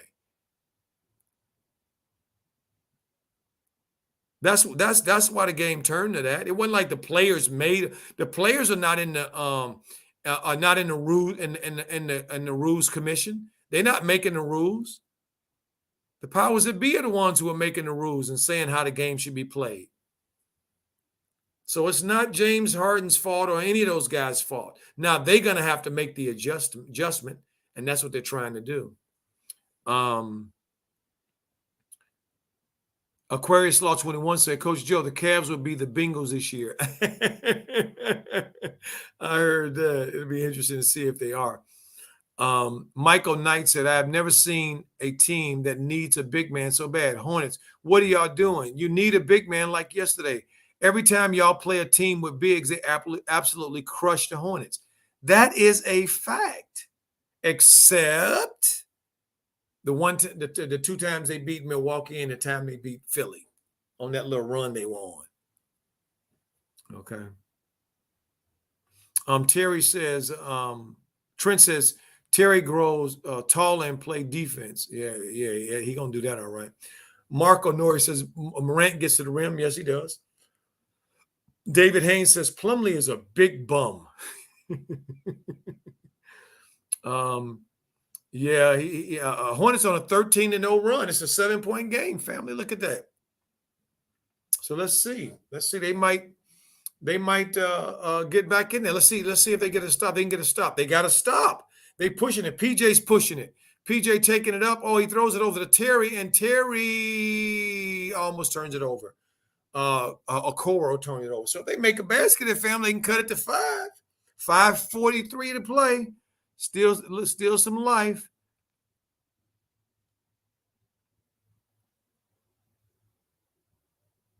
Let's see here. Miles with the ball at the top around the Terry. They need a winning play this time. Miles dribbling the ball over to Terry. Terry at the top looking. It's 5 seconds on the shot clock. 4. Miles is dribbling. Miles over to Terry. Terry with the long 3. It's iron unkind. It drops out. 5:20 to go in the 4th. Hornets for 3. Missed it, but there is the reliable Allen with his 21st or 25th rebound. And then there's Okoro in the corner standing by himself, knocking down another 3. I guess that, this run we was thinking about what was going to happen ain't really going to happen. What's up, nephew? How you doing? Good to see you, Suave.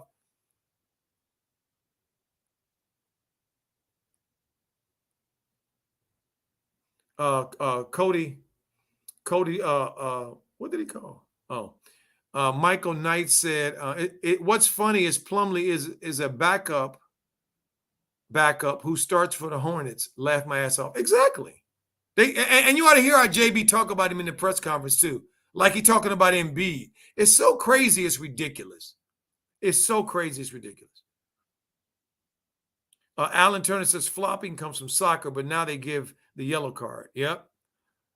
Swap, I'm pissed. How did my boy LaMelo? He played. He got about 15 points.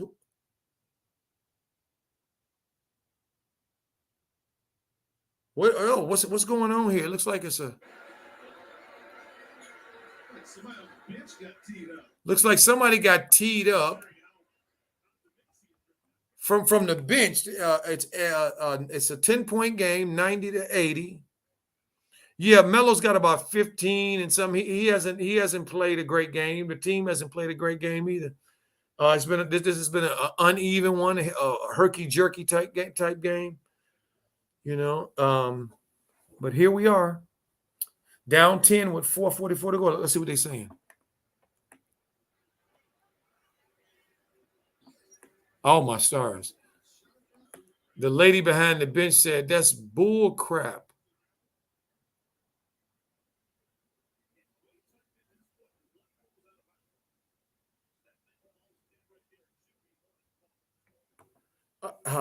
They doing all this over a turn ball. Suave talking about snubbing him from the All-Star. Yeah, we talked about that earlier. We're gonna talk about that at the pregame. I mean, at the post game a little bit after the game is over. 93-90, family. It's an 8-point game. Oh my stars! Terry knocked down another free throw. It's a 6-point game with 4:44 to go in the fourth.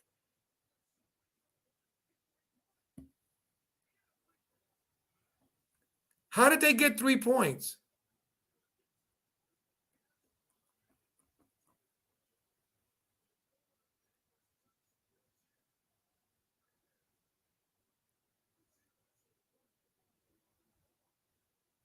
Oh, I see what's going on. But how did they give them 3? How did they gave the Hornets 3 points? How did they give the Hornets 3 points? I don't know how they gave the Hornets 3 points. This was crazy. Oh, Oubre, throw it up, Oubre. Terry with the 3. Oh, Terry knocked down. Oubre with the rebound. Oubre over to Miles at the top. Miles dribbling to the end. Miles up and under. Foul for Miles. Miles goes to the free throw line to cut the lead to 4. Family with 4:18 to go. All right, here we go. Now we're seeing something. Yeah. You talk about the snubbing for the All-Star. Yeah, Swab, you say the snubbing. Yeah, we're gonna talk about that. Me and DJ did a video last night about it. But we're gonna just for those who weren't here last night when we did it, we're gonna do it today. Miles knocks down the first of 2. The second of 2.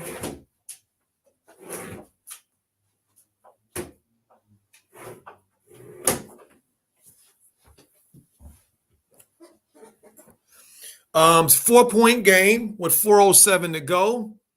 Oh, Jared Allen playing big to big with Evan Mobley. Oh my stars! I hope Kelly Oubre isn't hurt. Oh my God, this dude hit him so hard. Are you this stupid dude? This isn't football.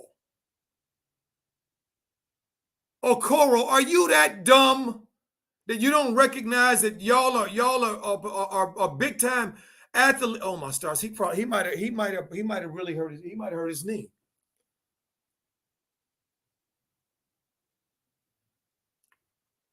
Wow.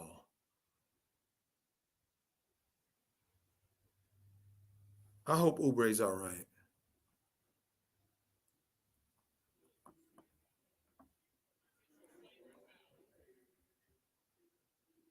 I really don't know how Oubre it doesn't end up with a concussion here. I mean, this dude hit him so hard, man. I mean,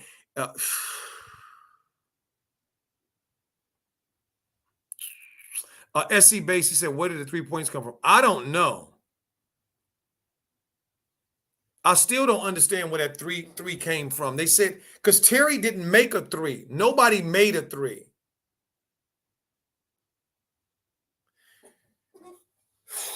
You know what? It's just that they're encouraging them to be more physical.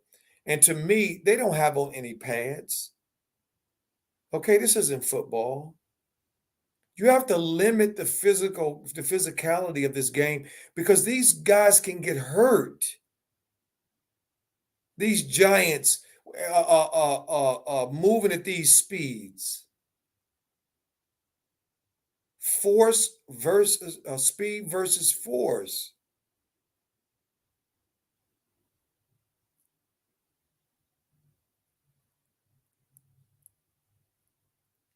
I mean, what you call them is really upset about it. About that last 3 points. I don't know how they got those 3 points. Oh, they call that a common foul. Okay. So 86-92. Terry with the ball at the top. 10 seconds on the shot clock. 6 seconds, 5 seconds. Miles again with the shot clock going down. Miles against Oubre. Plumsley ends up making a three. Why would Jared Allen try to block his shot to cut the lead, family, to 4? 88-92 with 3:27 to go. 13 seconds on the shot clock. Goodwin's dribbling it up top. A good one with a long three. Oh, he knocked that down from a long way out. Goodwin knocked that down from a long way out. 90 to extend the lead to 95-88 to back to an 8-point game. Very interesting. Let's see what we got on. What was happening in the chat? No, it was in a flagrant.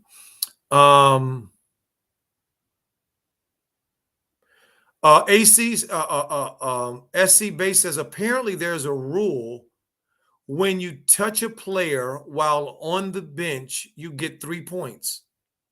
Wow, I didn't know that. It's still a contact sport. Absolutely, it's a contact sport. Absolutely, Mac, you're right. Alan said, "Let's go." Wesley AA, the 40s music said, "Let's go. Come on, Miles, get to the line." Absolutely. Come on. Yeah, Miles knocked it down. So we're gonna see what kind of defensive stand they're gonna take this hand. They got to get some stops. They've been getting some stops here. I don't know how they've been getting them, family. I mean, it's just I've been watching the basketball a long time. I ain't never seen that 3-point thing, family. I gotta tell y'all. No, he's not in, Smooth. Nephew, he's not in. LaMelo's on the bench. Back to action here. They're walking back in at 3:15 with 95. The score is 95-88. Cleveland's up by 8. Melo's still on the bench. He got his shooting jacket on, so he might not even come back in. What is he doing? He pressing it a lot of stuff. Man, what are you doing with your legs over there, boy? Over there pressing something like you got something. I don't know. Terry with the ball across the half court over to Plumlee. See, Plumlee shouldn't be in the game to me right now because of the fact that if he gets fouled, he's a liability on the floor. He can't shoot free throws. Oubre for 3. Oh, goes back out to Miles. Miles back under. Miles into Oubre. Oubre puts it down. 5-point game, 90-95. Let's see if they can get a stop. I don't know if they can get a stop. Oubre's got 18, 10 this quarter. Oh, offensive foul on Cleveland.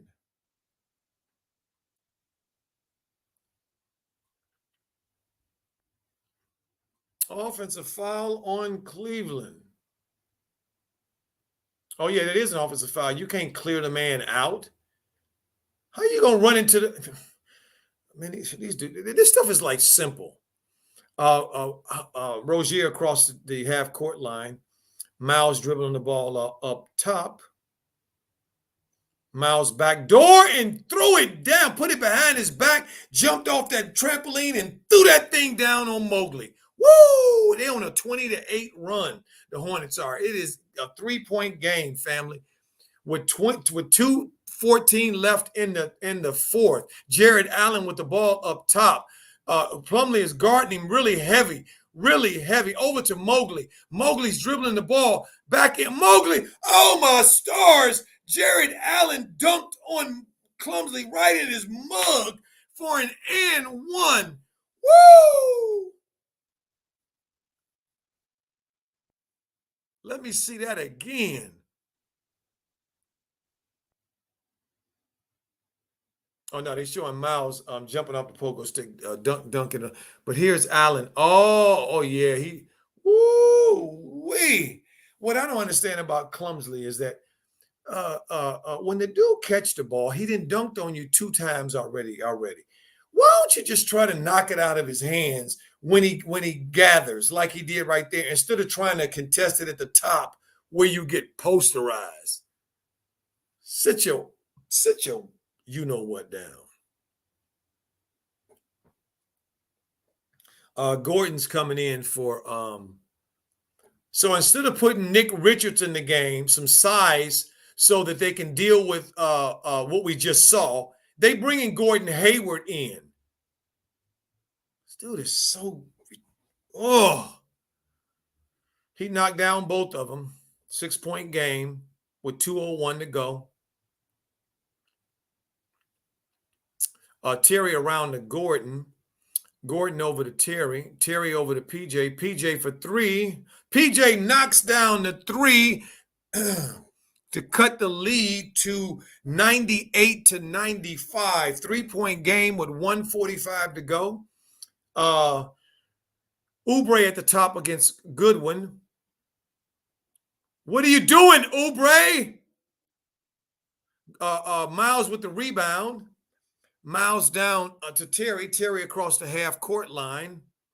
Terry dribbling the ball over to Miles. Miles squares up against the rookie. Over to PJ in the corner. PJ knocks it down to tie the game.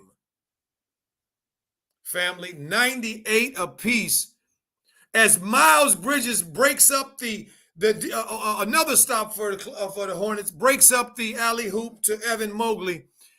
1:01 to go with 98 seconds to go in the game. Miles is at the top, dribbles it over to Terry. 8 seconds, 7 seconds. Terry is on the rookie. He's herky-jerkying. He throws over in the corner to Oubre. Oubre lets it go. Oubre knocks it down. The Hornets take a 3-point lead with 46 seconds to go. Improbable, family, at 101-98. What is going on? Oubre's got 13 in this quarter, and they are riding high, family. It's smiles all around. Wow, Oubre, what a huge basket. Look at him out there kissing. This is what I was saying earlier, family. I want to see Oubre out there blowing kisses. I want to see Oubre blowing kisses to the crowd. Okay, that's what I want to see, because when Oubre's blowing kisses to the crowd, it means that he's being in the moment and the crowd loves him to blow kisses. I love it. Blow kisses there, young G. There you go. Blow kisses there, young G. Blow kisses. There you go. Blow them kisses, boy. Wow. 46 seconds to go.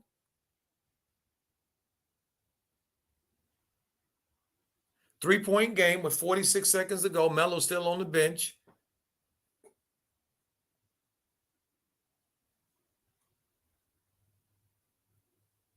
What I am happy to see, family, is a PJ Washington that's engaged.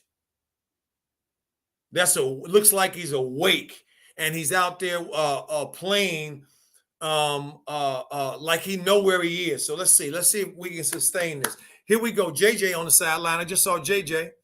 Here we go. Into Jared Allen. Allen around to Bouja. Oh, my stars. There's Mobley with the 3.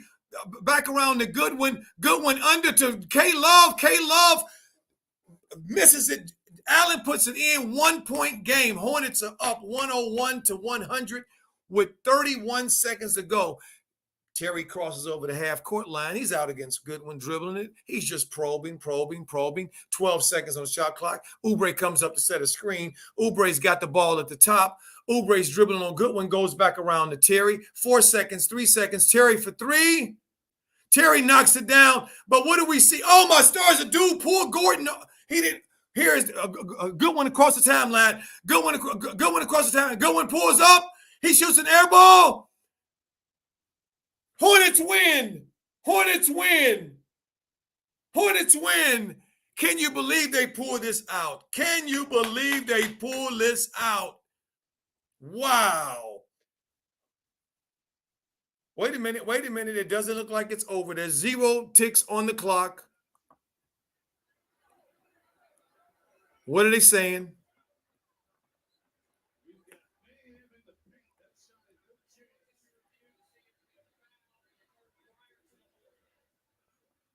Oh, my stars. They are not going to do this.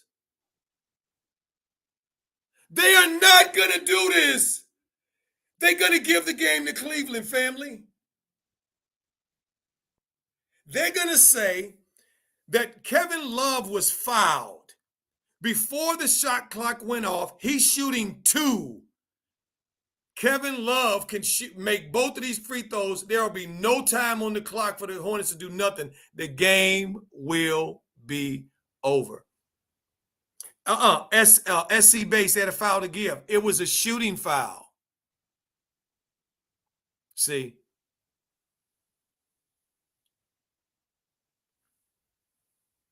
See, that was they would call now. It looks like they're showing it. Let me see. When Kevin gets the ball, he's you know what? If the Hornets have a foul to give, which I don't think they do, I think that Cleveland is in the bonus. They're not in the bonus. If Cleveland is not in the bonus, that was a foul on the ground because Kevin Love had Terry's arm in his locked from the moment he got the ball. So before he gathered and shot the ball, he had his arm. So that was a foul before he turned and shot the ball. So it should be out of bounds. It shouldn't be a shot.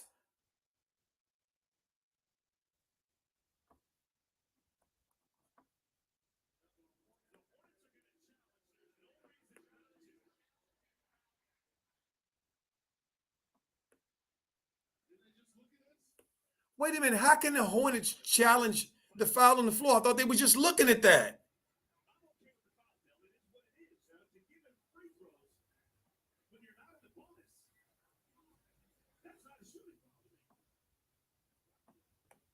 Wait a minute. Hold on. I see what they're doing, family. What it looks like they're doing, family.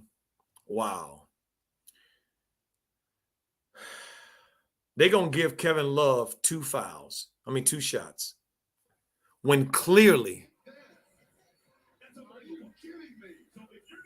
wait a minute, on the rebound, on Terry's rebound, Okuro grabs Gordon and pulls him back, and that's not a foul, but this is a foul here where they in a scrum.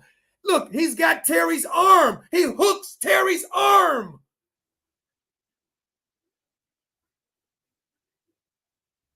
They put 1.2 seconds on the clock, and they're giving Kevin Love free throws like I thought. Wow. Now, I'm not going to blame this one on Terry, Mark, on this one because Gordon hooked his arm, and they're fighting for a rebound at the end of the game. The referee, see, this look at every damn thing is the problem. That's the problem. The look at every damn thing is the problem. We live in a society now where nothing can stand.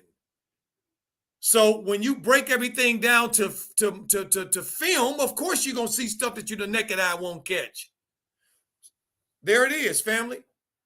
Cleveland is up 102-101. There it is.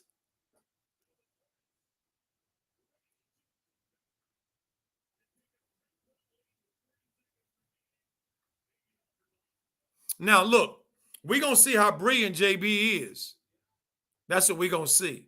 Because he getting ready to draw up a play with 1.2 seconds to go. They down 1. 1.2 seconds is a lot of time to get off a shot. It's a lot of time to get off a shot. You can get a dribble and sidestep and get off a shot. Okay.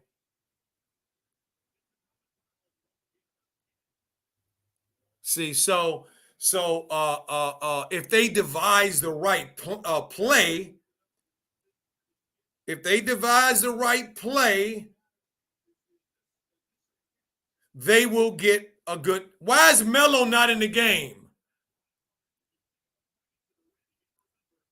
Listen, and the Hornets and Cleveland's got a foul to give. They got a foul to give, so they can stop Hornets from even getting a shot.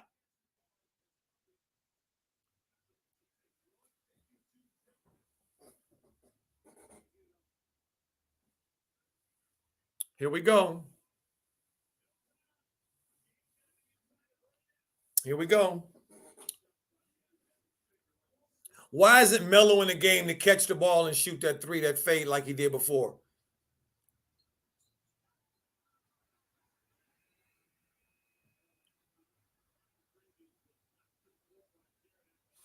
Wow, Jared Allen low-bridged Miles Bridges on this play, and they called not a goddamn thing. But they call that bull crap where Kevin Love clearly hooked and trapped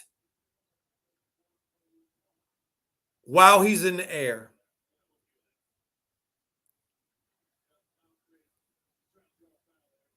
Well, look, Cleveland won, irrespective of what we think, what I think, what anybody thinks.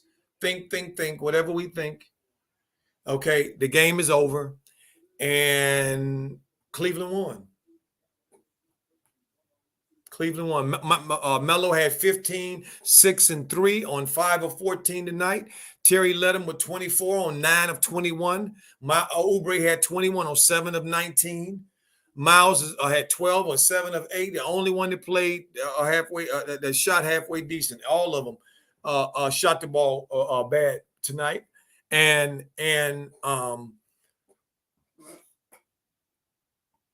you know what, family? This to me looks like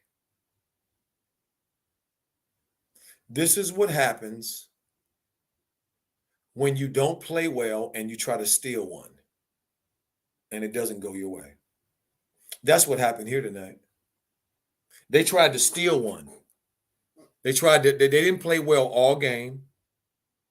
Okay. And they tried to steal one, play well right there down the stretch.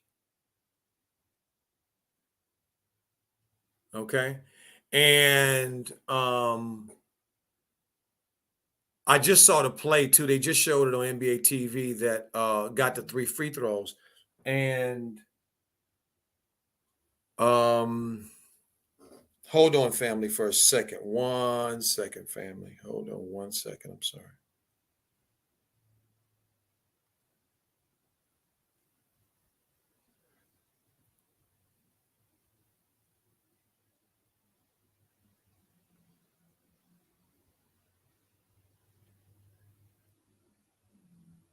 Give me 1 second, family.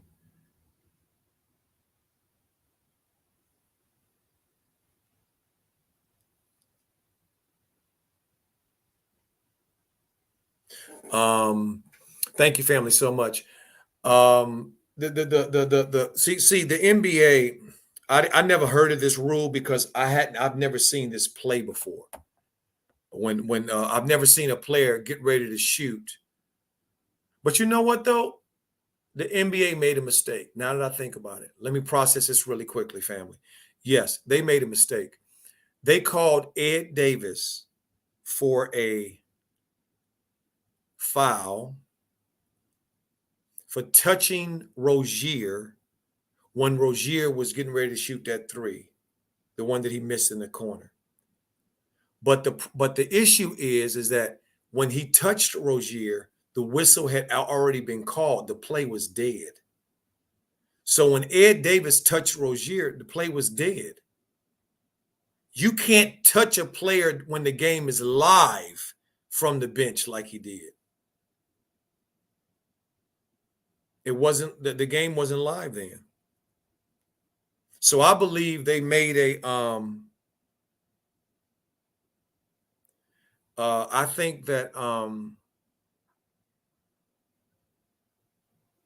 they wanted to make up for that call by not calling the foul on the shot. The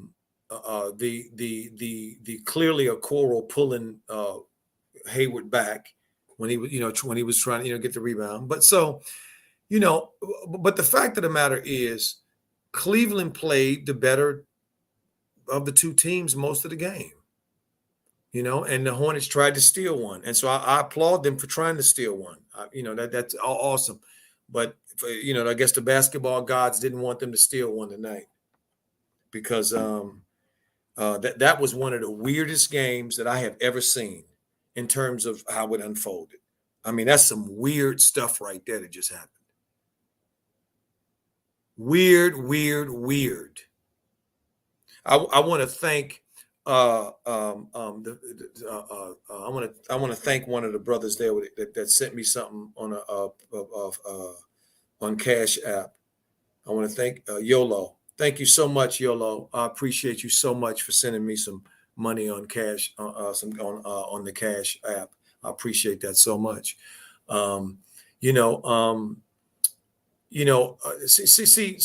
Self-fulfilling prophecy can happen, family. When you believe something so long, and you believe something, we have the power as energetic beings to make things happen in this dimension.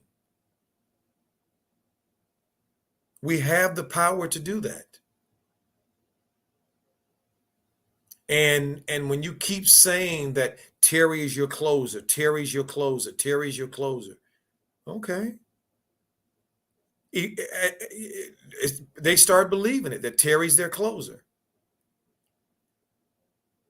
See? Let me see what some of the family saying in the chat. SE Bay says, so that Terry foul was probably a makeup call. Yeah, probably. Yep. Because look, family, this is what they said, right? They said that Rozier fouled Hayward in the motion, right? When he's shooting motion. Well, when we look at the replay, we see that the minute that Kevin Love gets the ball in possession, he's got Terry's arm hooked. There is the foul right there before he even began to make a shot. That was the foul right there. So, they didn't. That was a makeup call. To me, that was clearly a makeup call. Sam Moulter said, the Hornets, I'm done watching them. NBA doesn't want us to watch Melo, so they get their wish. Oh, Sam, don't give it to him. Don't give it to him. Don't let them steal your joy, my brother. We're going to be here if you decide to change your mind, my brother, because, it's ridiculous. We see it, but it will only last for a season. You can believe that. We will get the last laugh, us Meloholics. Sam Moulter said another controversial play against the Hornets. George Flushing said, honestly, I'm glad they lost. Freaking Hayward, Cody, and Plumlee don't pass the ball to Melo. Fuck JB. I hear you. I hear you, George. I hear you. And we've been watching it. We have been watching it, haven't we? So I can't say you wrong. Sacked ENT said, I told you, Coach Allen, about having a career night, and he had a career night, points and rebounds. Facts. Facts. Good call, my brother. King C says, facts, Coach. That was a makeup call, but Cleveland deserved to win. Facts. Evermore Hourglass says, save my money line. I hope they saved it for you, Evermore. Sacked ENT says they made Jarrett Allen, a.k.a. Jared Abdul-Jabbar, look like an all-time great, and the dude got 22 rebounds. Absolutely. Charlotte is your king. BYF said Cleveland. He said Cleveland. Sam Moulder said Allen should have made the All-Star game, many more picks. Sacked ENT said it's 20 million pension. Is 20 million pension man your king? More than a coach. Great job. You always awesome. Thank you, King C. I appreciate that so very much. Oh yeah. With this loss and Boston's win, the Hornets dropped to the 9th seed. Okay, so they're moving down with a bullet. They have lost their last 5 of 7 games. So they're trending down right now. Okay. Nick Ian said Kevin Love's been getting his arm under since LeBron days. Nothing new, and it was a bullshit call. Yeah, it was, but hey, it was a lot of BS calls along the way. Stack said, Coach, can you explain why the Hornets made Jaren Allen look like Kareem Abdul-Jabbar? Yeah, because they don't know what they're doing. Because they got a coach that thinks he knows everything and he don't know what he's doing. When I look at just looking at the box score, you can see, look at Jaren Allen smiling with that big old smile. Go ahead, he should be smiling, looking like a 7'1", 7'2" Dr. J. Jamar Power says, you mean rigged? King C says, I was just happy to see the joy on Melo's face and the team was making that comeback. Me too, King C. I was as well. Trent says, I predict the Hornets miss the playoffs if no trade or Plumlee replacement happens before trade deadline. Okay, Trent. Joe said, I used to feel bad for the Hornets. Now I don't, because when Melo's contract is up, he's out of there. Yeah, he's going to be out of there. That's what doggone sure, in my view, because he's starting to see for sure what is what and what is not what. He's starting to see. All right. Family, look, I appreciate you guys so much. DJ, thank you so much for doing all that you do, keeping us, connected with the ones and twos down there at work, my brother. We appreciate you so much over there as the president, my brother. DJ's Raw Uncut Truth, Raw Truth Media. Yes, indeed. Thank the family so much for coming in and to show another episode of Melo Ball and his journey to become one of the greats in the face of the NBA. We with you, Melo, the whole way. And like I always like to say, Ubuntu.